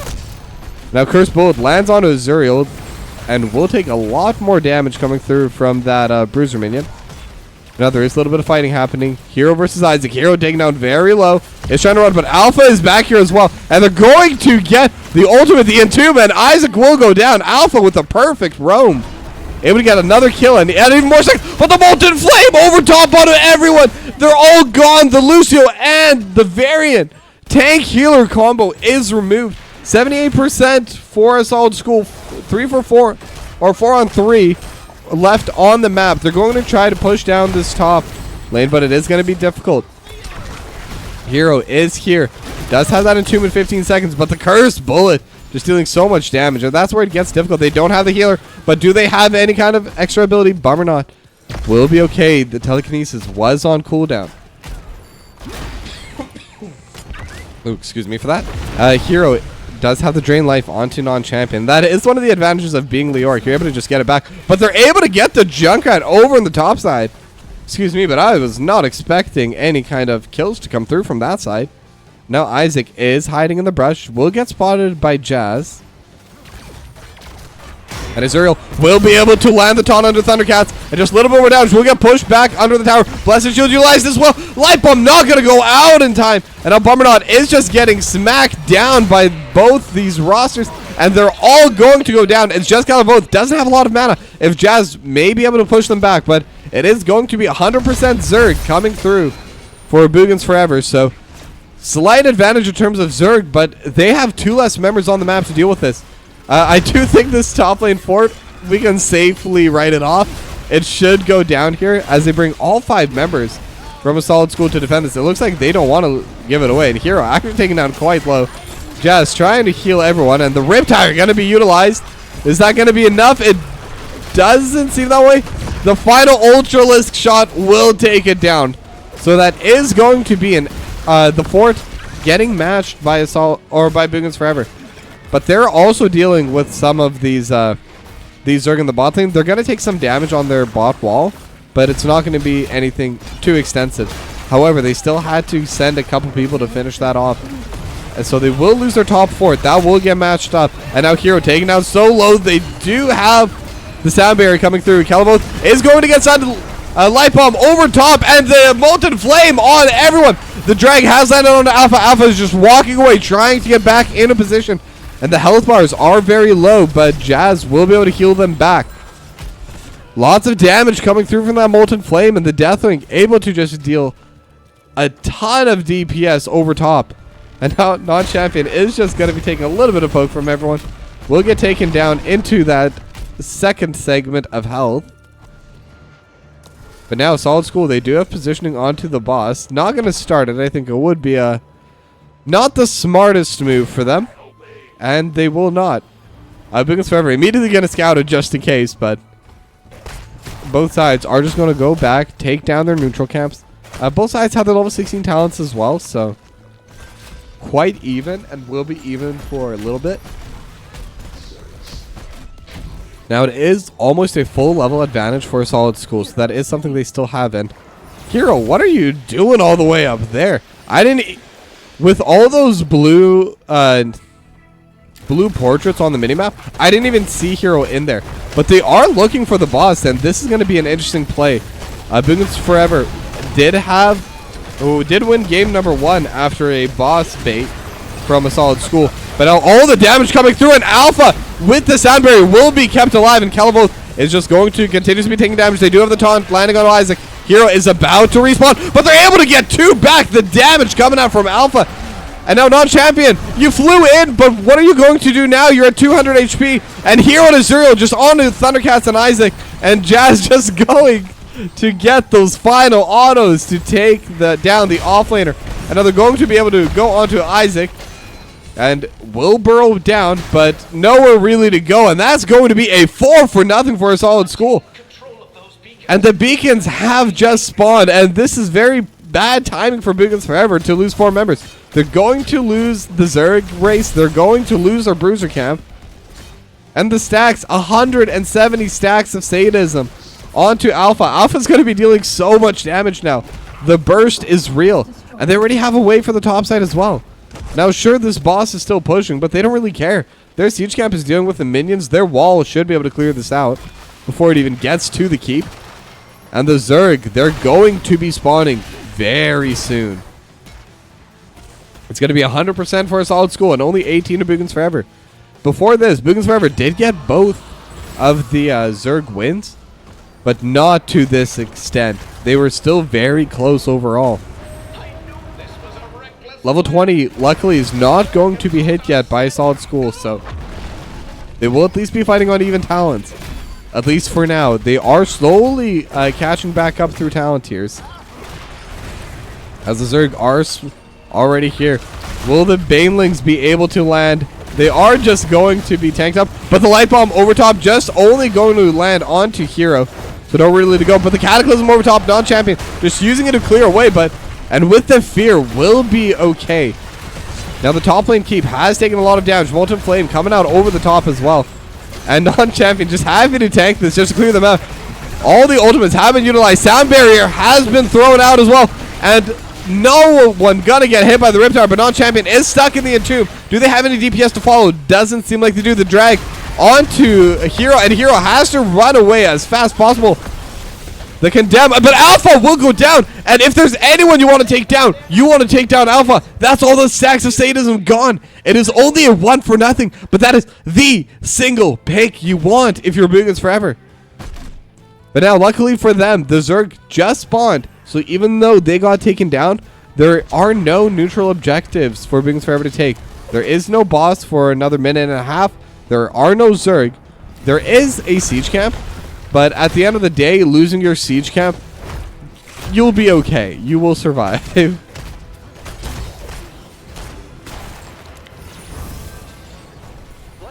So yeah, it's going to be a reset for Alpha. The snowball is no longer real. It is just going to be that regular Alarak. Level 20 has come through now, so it is going to be Deadly Charge.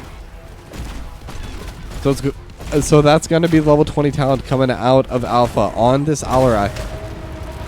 But Boogans Forever, they aren't level 20 quite yet, but it is 4v5, and being able to keep Alpha de-stacked for this power spike that a solid school currently has should be able to get them safely to level 20 as well.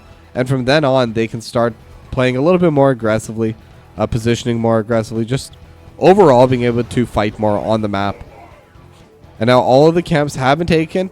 I believe the beacons should start coming back soon. It is a slight building advantage once again for a solid school, but Isaac might get caught a little bit. Will have the silence come out before the taunt, but they do have the extra movement speed coming out from the Lucio. Not going to be able to catch up. Entomb is available, and honestly, I'm surprised it wasn't used. With the silence and with the whole level 20 thing, it would be pretty big, but they're actually losing their bot side keep, and I think it will get taken down by this cannon and siege minion. So, pretty big loss for a solid school. Boogans Forever, they're now tied on structure damage. Both sides have one more lane available. Pretty healthy walls for both sides, so that's going to be the next play. But what's going to be able to finish that off? That's going to be the boss. Now, Boogans Forever has already started onto it. And a solid school does want to answer. They are throwing out the Riptire over through the back. How many can they hit? They can hit 2. Not going to have the cooldown reset talent, though, so... Now the boss is in the middle, and they're able to steal it away. Solid School does have the boss, but now the fight comes through. Thundercats will get taken down. Calavoth also going to follow, and everyone on the back line is just going to go down. Isaac trying to run away, but you do not run away from a Lucio. And just like that, it's a 4-0. They have a wave already on the core, and this should be it. We're going to a game number 4. A Solid School should be able to pretty easily end here. The core already at 70%, and they did it. Non-champion will try to defend, but the sound barrier is still available. And a Solid School will be able to win. This is not going to be a sweep. We are going to have a game number 4. So let's get going.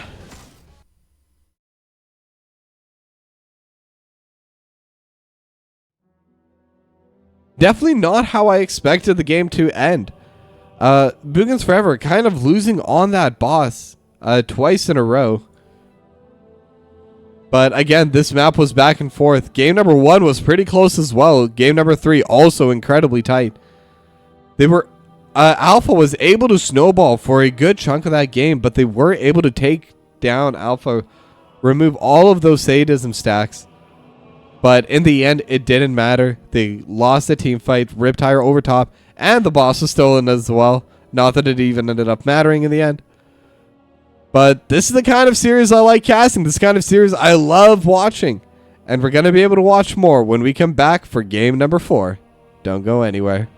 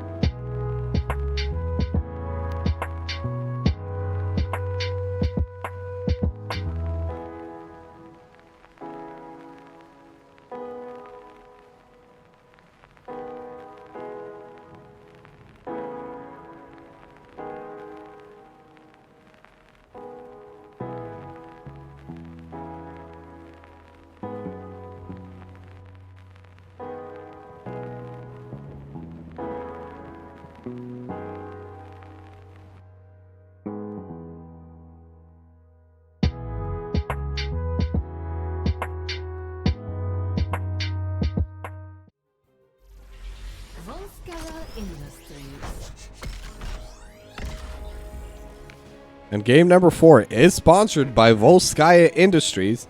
And in fact, they let us use their map, Volskaya Foundry. It's going to be Boogans Forever versus a Solid School, game number 4. The sweep will not happen. It is going to be that game number 4. But what could still happen is the reverse sweep coming out from a Solid School. Now, first few bans are coming through. Sonya and Chromie, once again, both teams just kind of banning them away continuously. But Zeratul going to get banned out by Boogans Forever for this map. Kind of interesting to see that banned away. I'll be honest, I don't know what makes Zeratul special for this map, why they chose to ban it here instead of any of the other games. But that is going to be the ban regardless. Now, there have been a lot of different bans from Solid School. Anduin was one of their previous bans. And this time they're going to ban away the Sergeant Hammer early. It was a pretty common ban for them for second phase, but not first phase. Isaac going to lock in that Janitor Leoric immediately for Boogans Forever. And the Junkrat, who, by the way, as a character, has a 100% win rate in this series so far, will get locked in by HC Ravager, and Azuriel will lock in that Joanna.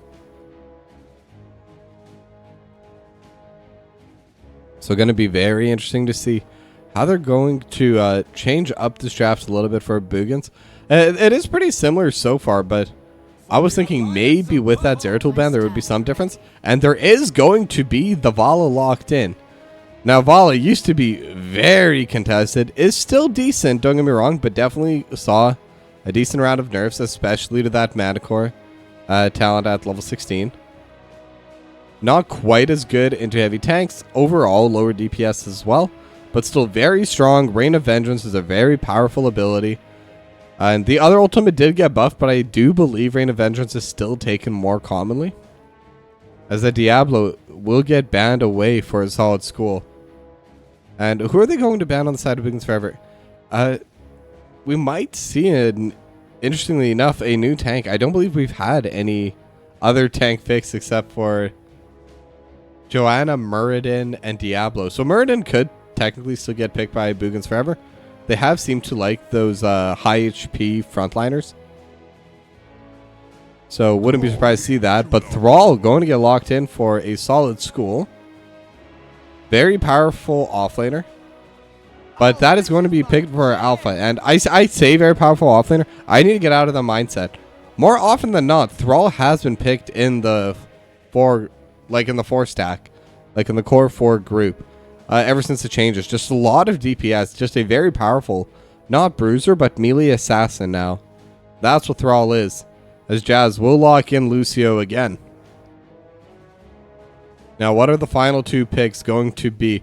Technically, Cho'Gall is still available, but they will go for the Stitches Deathwing instead. So, gonna have that double bruiser frontline, and with the hook, it will be quite powerful. I'm just wondering who they're going to be aiming to hook. It is going to be a little bit difficult. Lucio is very good at dodging. Joanna has the iron skin. Thrall could be a target, and could be a very good target too. Thrall is not that tanky. And Hero going to lock in the Zul'jin. So, very different play this time around. So, it does seem like Thrall is going to be in the offlane after all. It is Volskaya, so it is a vertical map more than a horizontal map. But there is a lot of those conveyor belts to help move around the map a bit. So, deceptively large, but is definitely something that can be moved around in. Very different draft from our first couple games. So let's see who's going to be able to bring it forward in game number 4.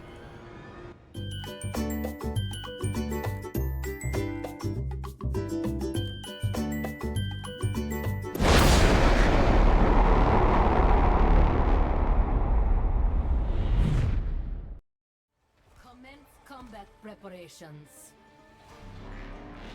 All right, and we are live with game number 4 between Boogans Forever and a Solid School.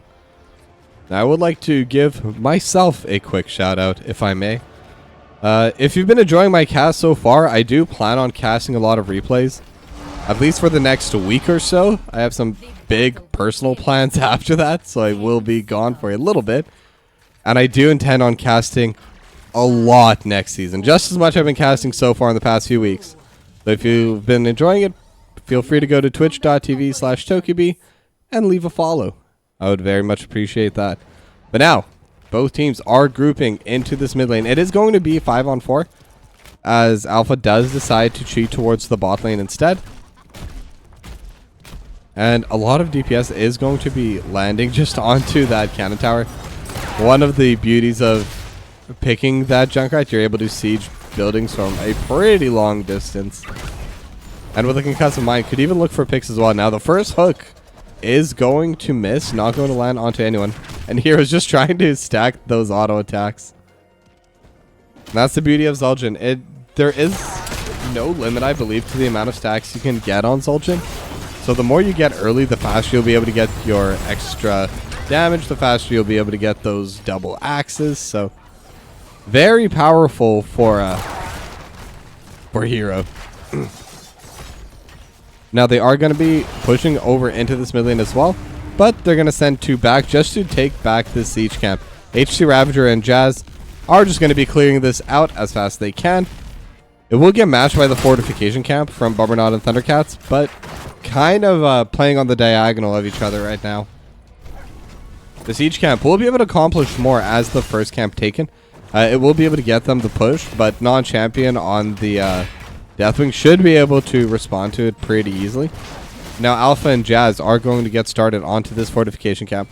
Jazz just kind of running by, helping out a little bit, as HC Ravager will hop in as well. Jazz just making sure Isaac cannot walk in. And both sides will be able to collect the second camp. There's a second camp getting taken down by Bubbernaut and Thundercats as well. So, slow start so far. Both teams just kind of playing safely. Just trying to soak up some XP, take their camps. And overall, a little bit of damage has been done to buildings just from these grenades from HC Ravager. But obviously nothing extreme yet. But now this is the first potential area we could see a fight in. The support camp. When all the other camps are taken, it is available. Galvo is going to get hit by the concussive mine, but no follow-up.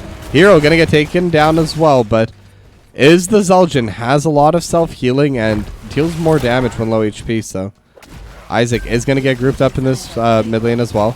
They're going to be able to get a couple more autos for Hero, already at 4 stacks. And you need 5 autos per stack, so that's the way it goes. Slowly but surely getting those stacks onto Hero. So in general, it would be better for Boogans Forever not to fight right now unless there's something to fight over. And on the side of a solid school, if they can get any kind of stacking going for Hero, it would be very beneficial. And especially if they get that 75 times, which it says 75 times, but oh, sorry, but there was a kill in the bot lane as the Thrall goes down. Alpha will get finished off by Isaac, Bubbernaut, and Thundercats. But it's not, it says 75 times, but I believe that is math on stream 15 stacks to get that extra range. And once you get that extra range, it's so much easier to continuously stack, especially if you're able to get it early on before anyone can really burst you. Now the control point has been taken by a solid school already at 40%, but this is one of those maps where getting it to 99% doesn't necessarily mean anything. You could still lose it, as a Bionic Emitter is available now, and Azuriel is just walking forward, and no one's picked up the Bionic Emitter. Azuriel able to steal it away, and they're able to get so much damage onto Bubbernaut as well. It did seem like they just weren't able to click it. I'm not sure if there was like a little bug there or something, but really well done by a solid school, I guess. It did seem more of kind of like good luck on their end rather than a play, but you take what you can get, right? Now they're going to be able to lock back in onto this control point already at 75%. Fortification camp has been started by Boogans Forever. And they are going to be able to get back a second turret. So they're not going to have the Bionic Emitter, but they will have 2 turrets to the current 1. However, Hero and Jazz are trying to just DPS it down. And they should be able to take it down quite quickly. Hero deals a lot of damage, but the Protector has been finished. They're going to start sieging up in this mid lane, and the Protector deals so much damage to structures as well. Maybe not quite Game 1 Lunara damage, but still a ton. And now Hero just continuously auto-attacking over the top. And one thing I haven't talked about is the talent for Bubbernaut. Did go Creed of the Hunter Gambit. So it is going to be more damage for the passive and overall more attack speed as well. But upon death, we'll lose some of that attack speed. I believe it's 25% to start and then 5% loss with every death. Yeah. The protector is over. Then every 50 autos does increase the amount of damage done overall from the hatred stacks. And it's only 1% per, but that 1% goes a very long way, considering you can get up to 10 hatred stacks. 10% flat damage buff for Evala, who's already very strong at DPS. It goes a very long way. Now the siege camp is going to get finished off. Level 10 has been hit by Assault School, now getting matched, or sorry, by Boogans Forever, now getting matched by Assault School, as they also go back to take down their own siege camp. So both teams just kind of playing the map so far. Not too much fighting has happened. I do expect to see a lot more fighting for the second objective. The first one is usually pretty weak. You almost never lose anything super important. Like, the wall is gone and the wall is important. It does give a little bit of help and priority. Does give a little bit of an extra push advantage, but the fort is really the first building that matters. And so with this second control point, once that unlocks, I think that's where the threat really starts playing onto the forts themselves. And everyone is just able to have turrets and bionic emitters. It's going to be exciting to see all of those get thrown down in the next fight, because we still haven't had the team fight, so everyone's just kind of sitting on their place. And they're starting to run into an issue on the side of a solid school where it's a good issue to have, to be fair, but they might not have enough people to hold on to all of these different things, because Jazz can't pick it up. It has to be HC Ravager. You're the only one. They realized it just now. And Alpha still has an empty inventory slot. So the fortification camp that's spawning, that should be Alpha's. So they are going to have 3 turrets on the side of Assault School and 2 bionic emitters. But now, 3 turrets right now for Boogans Forever. I believe they have a 4th somewhere. Nope, just 3. So are going to be short a little bit on that. But there was a hook and a gorge. Calavoth now using the light bomb, but does have the iron skin. And now the entomb is going to be utilized as well. And they're able to get the stun. And the extra, the sound barrier will go out over top. Both the bionic emitters have been utilized, but even that wasn't enough to go through all the DPS. With the iron skin, the sound barrier, and the 2 bionic emitters, with the 2 turrets, they were kind of evened out. And now the second control point is unlocking, but the Joanna will be back up in time for that. Now Calavoth is looking for a hook angle, will not be able to get it. Will just go slightly wide of HC Ravager. But now they are going to be able to get a little bit of damage done over towards this mid lane. Just a slight siege, just hitting the wall. But getting that pick is always big. Luckily, it was just on the Joanna. Joanna doesn't lose anything on death. In fact, I don't think anyone on the Solid School does this game. I don't believe anyone has a Gambit talent, but... So yeah, they're okay. At the end of the day, they didn't lose too much for that, so... Besides the bionic emitters. But now they have a much bigger advantage in the fight. Now Calavoth is going to get stuck a little bit. Jazz trying to chase down Calavoth. And now they do have the ultimate coming out from Alpha. The Earthquake coming through for the slow. And Calavoth is going to get slowed, but Leap of Faith. But the Blessed Shield over top. Do they have any more follow? Bombernaut is also super low somehow. Alpha trying to get those fights. Jazz just DPSing on a Bombernaut. There's no healing available. And the Stab Barrier will get used, but Calavoth has nowhere to take Jazz. And that is going to be a kill in favor of a Solid School. And the turret was also utilized here, and 1 there for a Solid School. So, 2 utilized by Solid School, actually. So that is going to be 2-to-1 turrets utilized in that fight. But the new control point is up. A non-champion was able to stack it to 47%. But, once again, the only thing that matters for this objective is who gets to 100. Everything else is just to make it easier for that. And now both sides will also take down their siege camps. Hero still has a turret. And I believe that is the only item left. The fortification camp has just spawned. But yeah, it is going to be 1 turret in favor of a Solid School. They're at 31% so far. Calavoth is up with a hook. Will get dodged by Ravagers, so... But that's the thing with Stitches. You only need to land it once for it to have a big impact onto a team fight. You can miss it 9 times, but that 10th hook could win you the team fight, and later on could even be the game-winning play. Now Alpha is here looking at Isaac. They don't have anyone defending on the bot side. Non-champion is trying to delay, but I think it would be a little bit difficult. There are 3 members. They are outnumbered overall on this top side. And HC Ravager is able to deal a lot of damage. Now the Protector will get finished off, so how much can they get with this? HC Ravager will jump in. And Alpha and Hero are together on the bot side, but they are starting to group up together top. And the Protector just overall trying to dodge away from those Molten Flames, trying not to stand in it. But they will just be DPSing onto this fort as much as possible. They definitely shouldn't have enough damage to take it down. So they will just utilize this Protector for DPS onto the fort. And they will say talk to the hand, and Bombernaut will get pushed back. And yeah, I don't expect this Protector to really last too much longer. Just kind of utilizing it for a little bit of extra poke. But Hero is split pushing a little bit over in this bot side during that. But they are on to Isaac. Isaac trying to run away. Noticed that they were running towards Hero. And oh, that hook from Caliboth was so close. But not able to land onto anything. The Protector is just kind of hanging out. I don't know if you can park there, but you know what? It'll be fine. But they do have the extra push coming back through to the top side, and even though they weren't able to finish off this fort, they do have first move, they do have first priority. And now Calivo taking a decent amount of damage from Hero. Leap of Faith has to be utilized as well. And it forced them to take the long way, and that just means they're taking more damage onto this fort. So the fort gets taken down around 100 HP. And since they have to go all the way around, they lose the inside track over towards this bionic emitter. So overall, well played macro-wise from a solid school. They're not winning through fights. They're just slowly walking Boogans Forever around the map the way they want to play it. And now Alpha, I believe, does eventually start winning this 1v1. The amount of damage and self-sustain that Thrall has makes it so hard to fight Thrall in those 1v1s. It shouldn't matter too much because Isaac will be able to push it away, but they are able to get the Gorge and the hook on a Calvo. And look at that. They're going to be able to take down H2 Ravager. And now the fight could continue.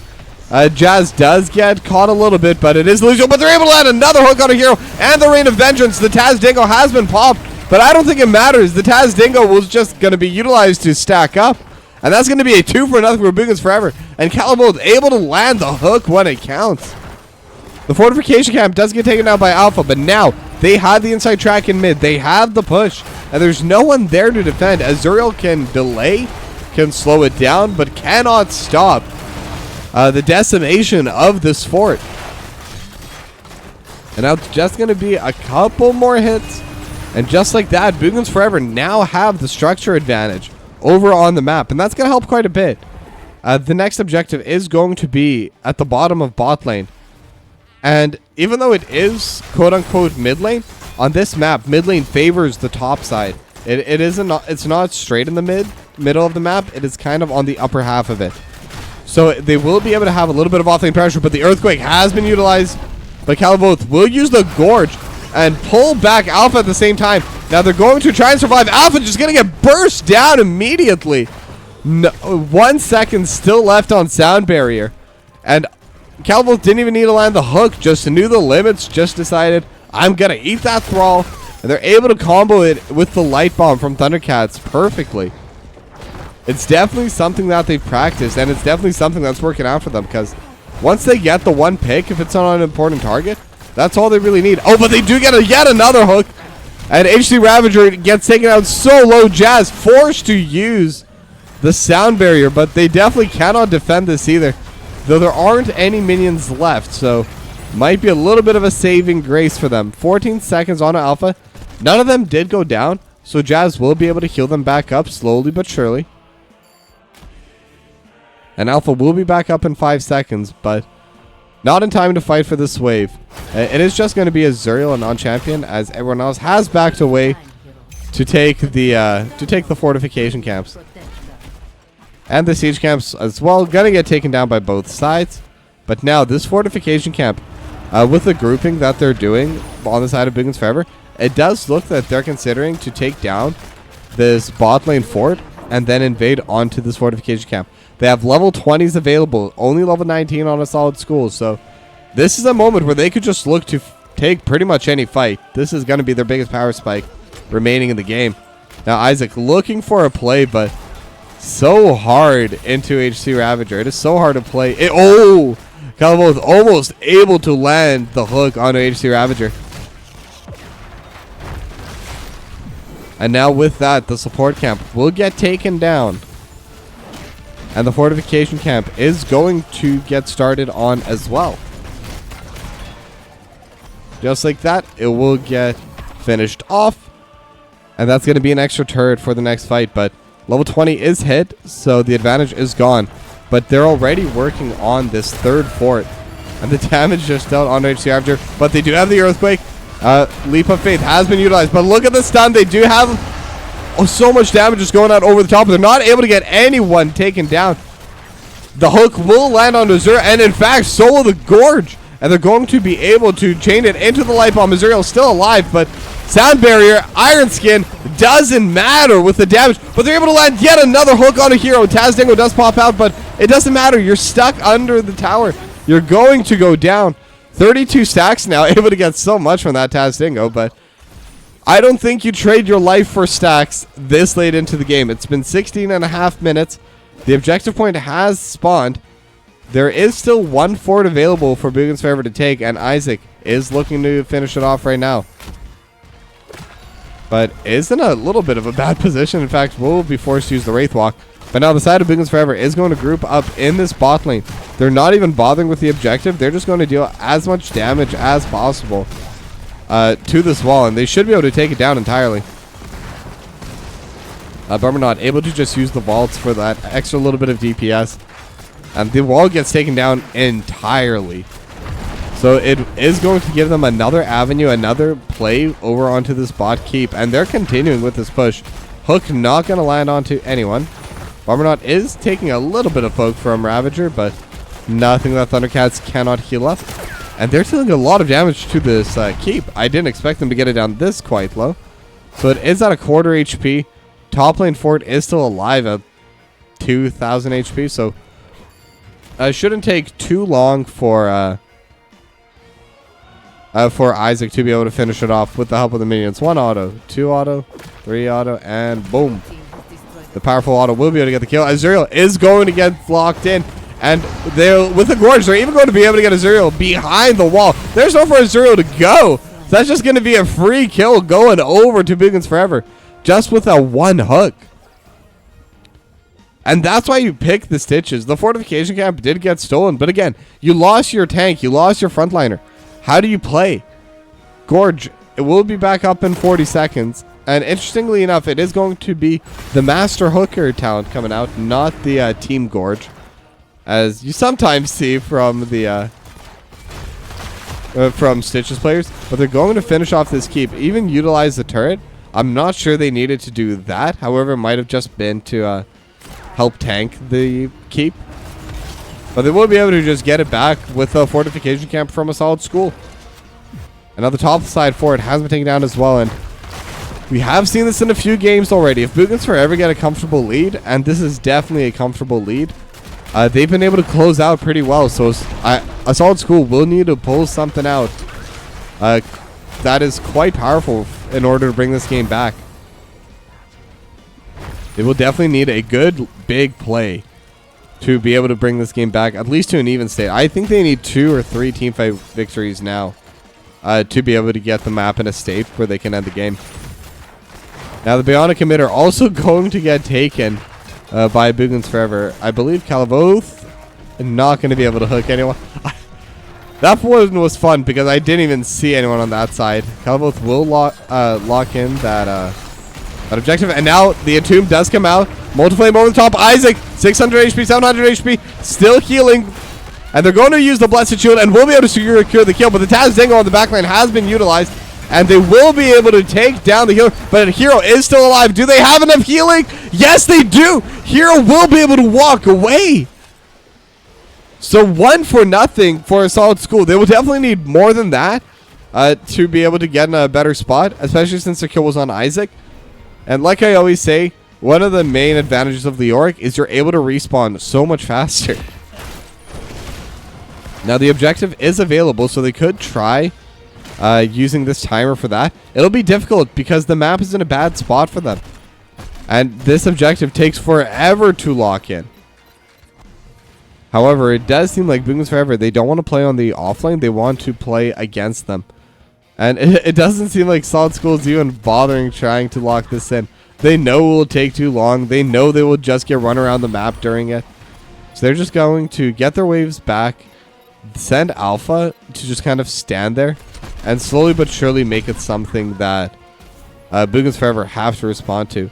But in the meanwhile, Isaac is just shoving out the top lane, going to be playing for this wall. But now Hero is onto Isaac, and they do have the silence, but between the healing and the auto attacking coming out from Hero, Isaac is going to be in a very bad spot, is going to get stuck, and Jazz just dealing so much damage. One more auto, slowly healing back up, and Leoric will go down. So what, Isaac respawned and immediately goes back down. A Solid School 4v5 again on the map. Could look for another play. And now non-champion is going to be okay. I keep forgetting this ability name. The Chastise did land to prevent any kind of follow-up. Now they will be able to get back one of their turrets for themselves, and they're going to be able to take down their siege camp, have a little bit of help pushing out their top side, and they really do need that if they want to be able to play for this objective. They did manage to get 28%, so if they do get back onto it, it won't take them quite as long. Isaac is back up. Easily the fastest respawning hero in the game, unless you count the Malthiel 20 talent and the souls from Diablo. But overall, it's really good at respawning, and Azuriel is going to get hooked, but will throw out the Iron Skin. No Gorge coming out. But Iron Skin is on cooldown. Isaac is pushing out the top lane. So someone will have to go back and deal with Isaac, because otherwise that keep is going to go down. And I do believe Isaac can end the game before they can. So Assault School needs to either send someone back or maybe look for a fight. However, it seems Isaac wants to join the team as well. They were able to knock Helavoth away with a concussive mine. Jazz just trying to be annoying, but yeah, no, Isaac is just making sure every lane is pushed in for Assaults in favor of Boogans Forever, and they're gonna have to reply to this. They got it to 93%, which is pretty good. And if they're able to kill Isaac for a third time, would be very good position for them. However, fool me once, shame on you. Fool me twice, shame on me. Fool me 3 times, I will never be fooled again. Isaac was just going to hearth back and reset that way. And I think they've realized there is a hook, and it's on to Jazz. This is the target you want. However, they do not have the light bomb combo set up in time. Calavo, it is going to be utilized, but Thundercast was a little bit too far away from the hook to be able to combo that perfectly. And they will be able to get back onto this point.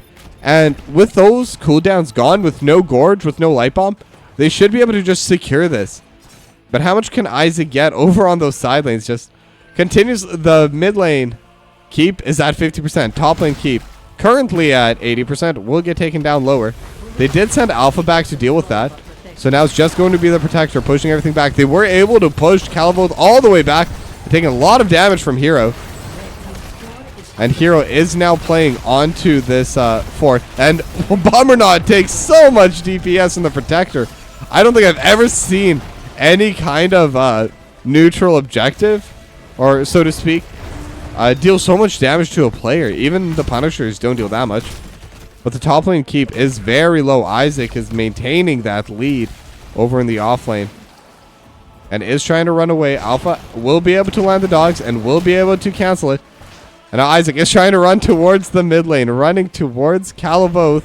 But Jazz is in the way. The hook will not land. So Isaac is kind of stuck. And will throw out the Entomb. But I don't think it matters. We'll just get taken down. Hero with more than enough DPS. 46 stacks on the Taz Dingo, by the way. So that's 46 extra auto attack damage. That is a lot. That will go a long way. And thankfully for Solid School, they're going to be able to take back some of this map advantage that Boogans Forever have accumulated throughout the game. It's only the forts. They're not going to be able to take down any of the keeps quite yet. But even having 2 of the forts evened out, and in the top lane and the mid lane, or in the top lane, it is just the 1 fort. So their top lane is now even, aside from damage onto the buildings. Mid lane also now even. protect Now, the granted, both their top and mid lane keeps are very low HP, but this is something they can play around. They now have naturalized push helping them. And this support camp will get taken down, so they're going to have the Bionic emitter ready for themselves as well. Still no big team fight. Both these teams have just been playing pretty cleanly. Boogans Forever overall been playing the macro a little bit better, so they've been able to get just those slight leads a little bit better, and this is why they're 2-1. This is why they've had these leads in these games. But a solid school is not that far behind. And 1 or 2 good plays for them. 1 or 2 more pickoffs. And they could definitely get right back into this. And Hero is scaling. Oh, and Jazz barely dodging away on that hook. Hero is in the backline. Isaac trying to get behind them with the Wraith Walk. But it's just going to be running away. And now the Cataclysm will come out. Just going to be utilized to negate the fight. No one's going to be able to continue pushing forward. Another hook goes through into their blind spot, but no one was waiting there. Everyone went the safe way. Calavoth will get demounted. And could potentially look for some damage onto non-champion. It's not going to go quite as far as typically you will see. And now the Chastise does land, and they're able to get the hook, and the Gorge not going to be landed in time. So Hero will be okay, and they will get the Bionic emitter. There's still a turret on the floor if anyone can walk up. Hero will be able to walk up, but that was enough for the Gorge. And now can they follow it up? They do have the Light Bomb, and it does seem like they're just going to be able to absolutely blow up the Zul'jin. And all of that was just for the turret. And now their core is under attack. Taking a decent amount of damage, 3 cannon minions, and they're quite strong. It's 540 damage this late into the game. And they're walking into the bot lane. They're looking to end this. Now, non-champion, if they're able to pick it off, but they're very low damage without the Zul'jin. The Zul'jin is the vast majority of the damage, and the rest of the DPS is HC Ravager. And HC Ravager will get taken down as well. And now Isaac in the backline will be able to get the silence and the Entomb. And they will be able to finish off the tank, and that's it. Boogans Forever. They're going to the finals. They just got the pickoffs that matter. Stitches will get the hooks. And now Jazz is trying to survive, trying to delay. Same with Alpha. But it's too little. It's too late. Boogans Forever win the series 3-1. And they will go to the Nexus Division Finals.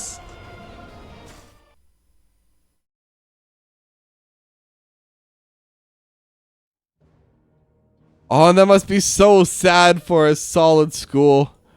They played well, and they were competitive in every single game.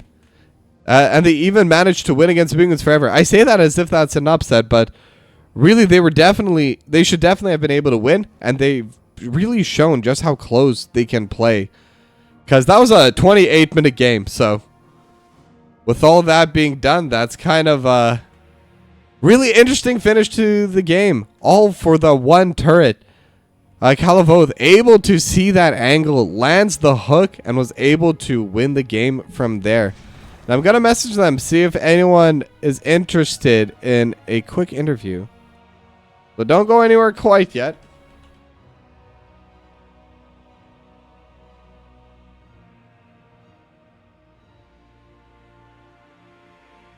I will be hopping into one of the channels. I don't know if anyone will join me, but we will see. But until then, I would just like to thank everyone for coming by and watching the game. And yes, we are going to be having an interview, so get ready for that. Oh, and Calavoth's already here. How are you today? I'm good. How are you? I'm pretty good. So, first thing I'm going to ask, how good do you feel about the last hook on the turret? On the turret? Well, the hook. Oh, yeah, that was pretty good. Lots of good hooks that game. It was basically just like we had so much vision with Leo and Deathwing that I could get any hook I wanted. And even if I couldn't like see where I was hooking, there was still some like general rotations that I could hook through and just general predictiveness. So I just played around that. Yeah, and you did land a ton of hooks that game. You were able to land it on the important targets too. So many times you were able to land it onto Jazz's Lucio. You were able to land it over on the Zul'jin, and including that final hook, which ultimately won the game for you.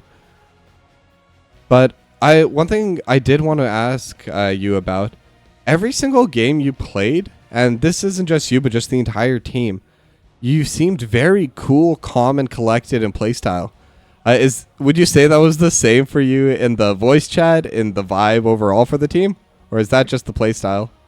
So the playstyle was to play, smooth and relaxed, but we got caught, and I think the only person that was really upset about that was me. So that's my bad. But everybody else was calm. They kept us together, and we just kept playing our game, which was to play with a certain game strategy in mind, and that's what we did, and it worked. So, yeah, no, that definitely makes sense. And again, just the way your team has been playing, it's been very clean overall. Like, obviously, there's a couple mistakes here and there. That does happen, regardless of level. Other teams, if they're good, they'll be able to force those mistakes too. But it is really nice seeing how well, cool, calm, collected, and organized you are. How long have you all been playing together as a team? So we've had a core for 2 years now, over 2 years, and is like the most recent. Actually, it's we've been around, like we've been playing together for 2 years now, and like everybody's good friends with each other. They like my first and only like serious competitive HOTS team so far. So I love it playing with them. They're amazing people. I wouldn't want to play with anybody else, honestly. So yeah, like that's probably the reason why we're considered clean, is we have played together for 2 years now, and like I can't stress enough how much just team building that we've gone through over those 2 years and the chemistry that we've built. All right, and that's always good to hear. That's what you want when you build a team, right? Yeah, for sure. Sometimes you see a lot of NGS teams just pop up for a season and then dip, and I feel like that's gonna happen. But if you can find a good team of 5 people to play with, then just stay there. You don't have to, team hop every other season. You can just chill. Like you're not gonna get better by playing with new people every single game.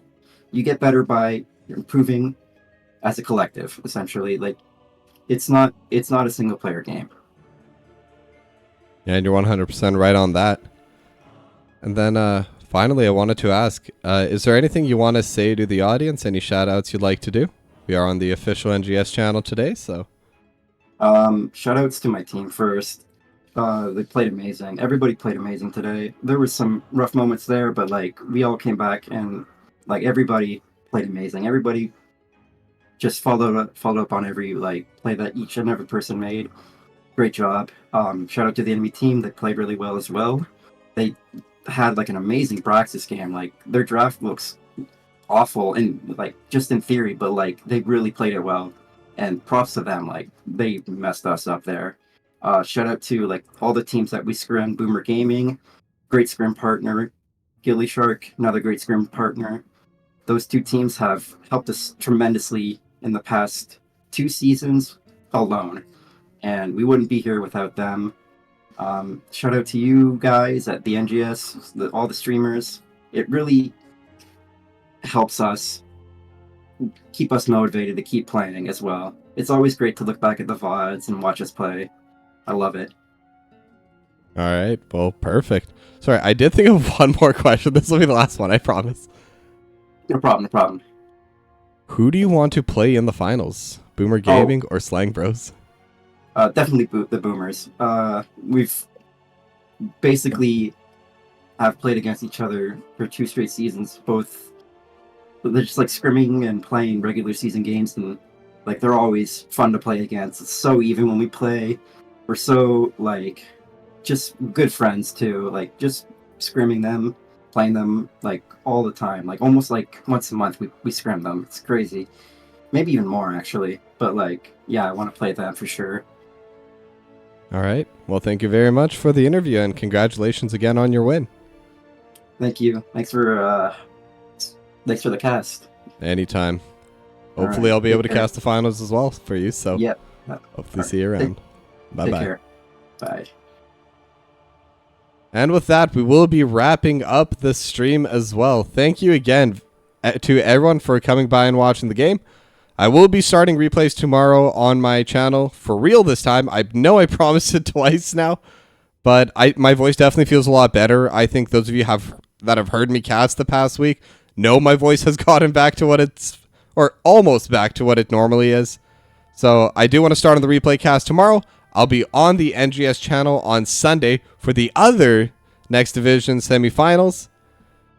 And with that being said, thank you all for watching and have a good night. I'll see you on Sunday.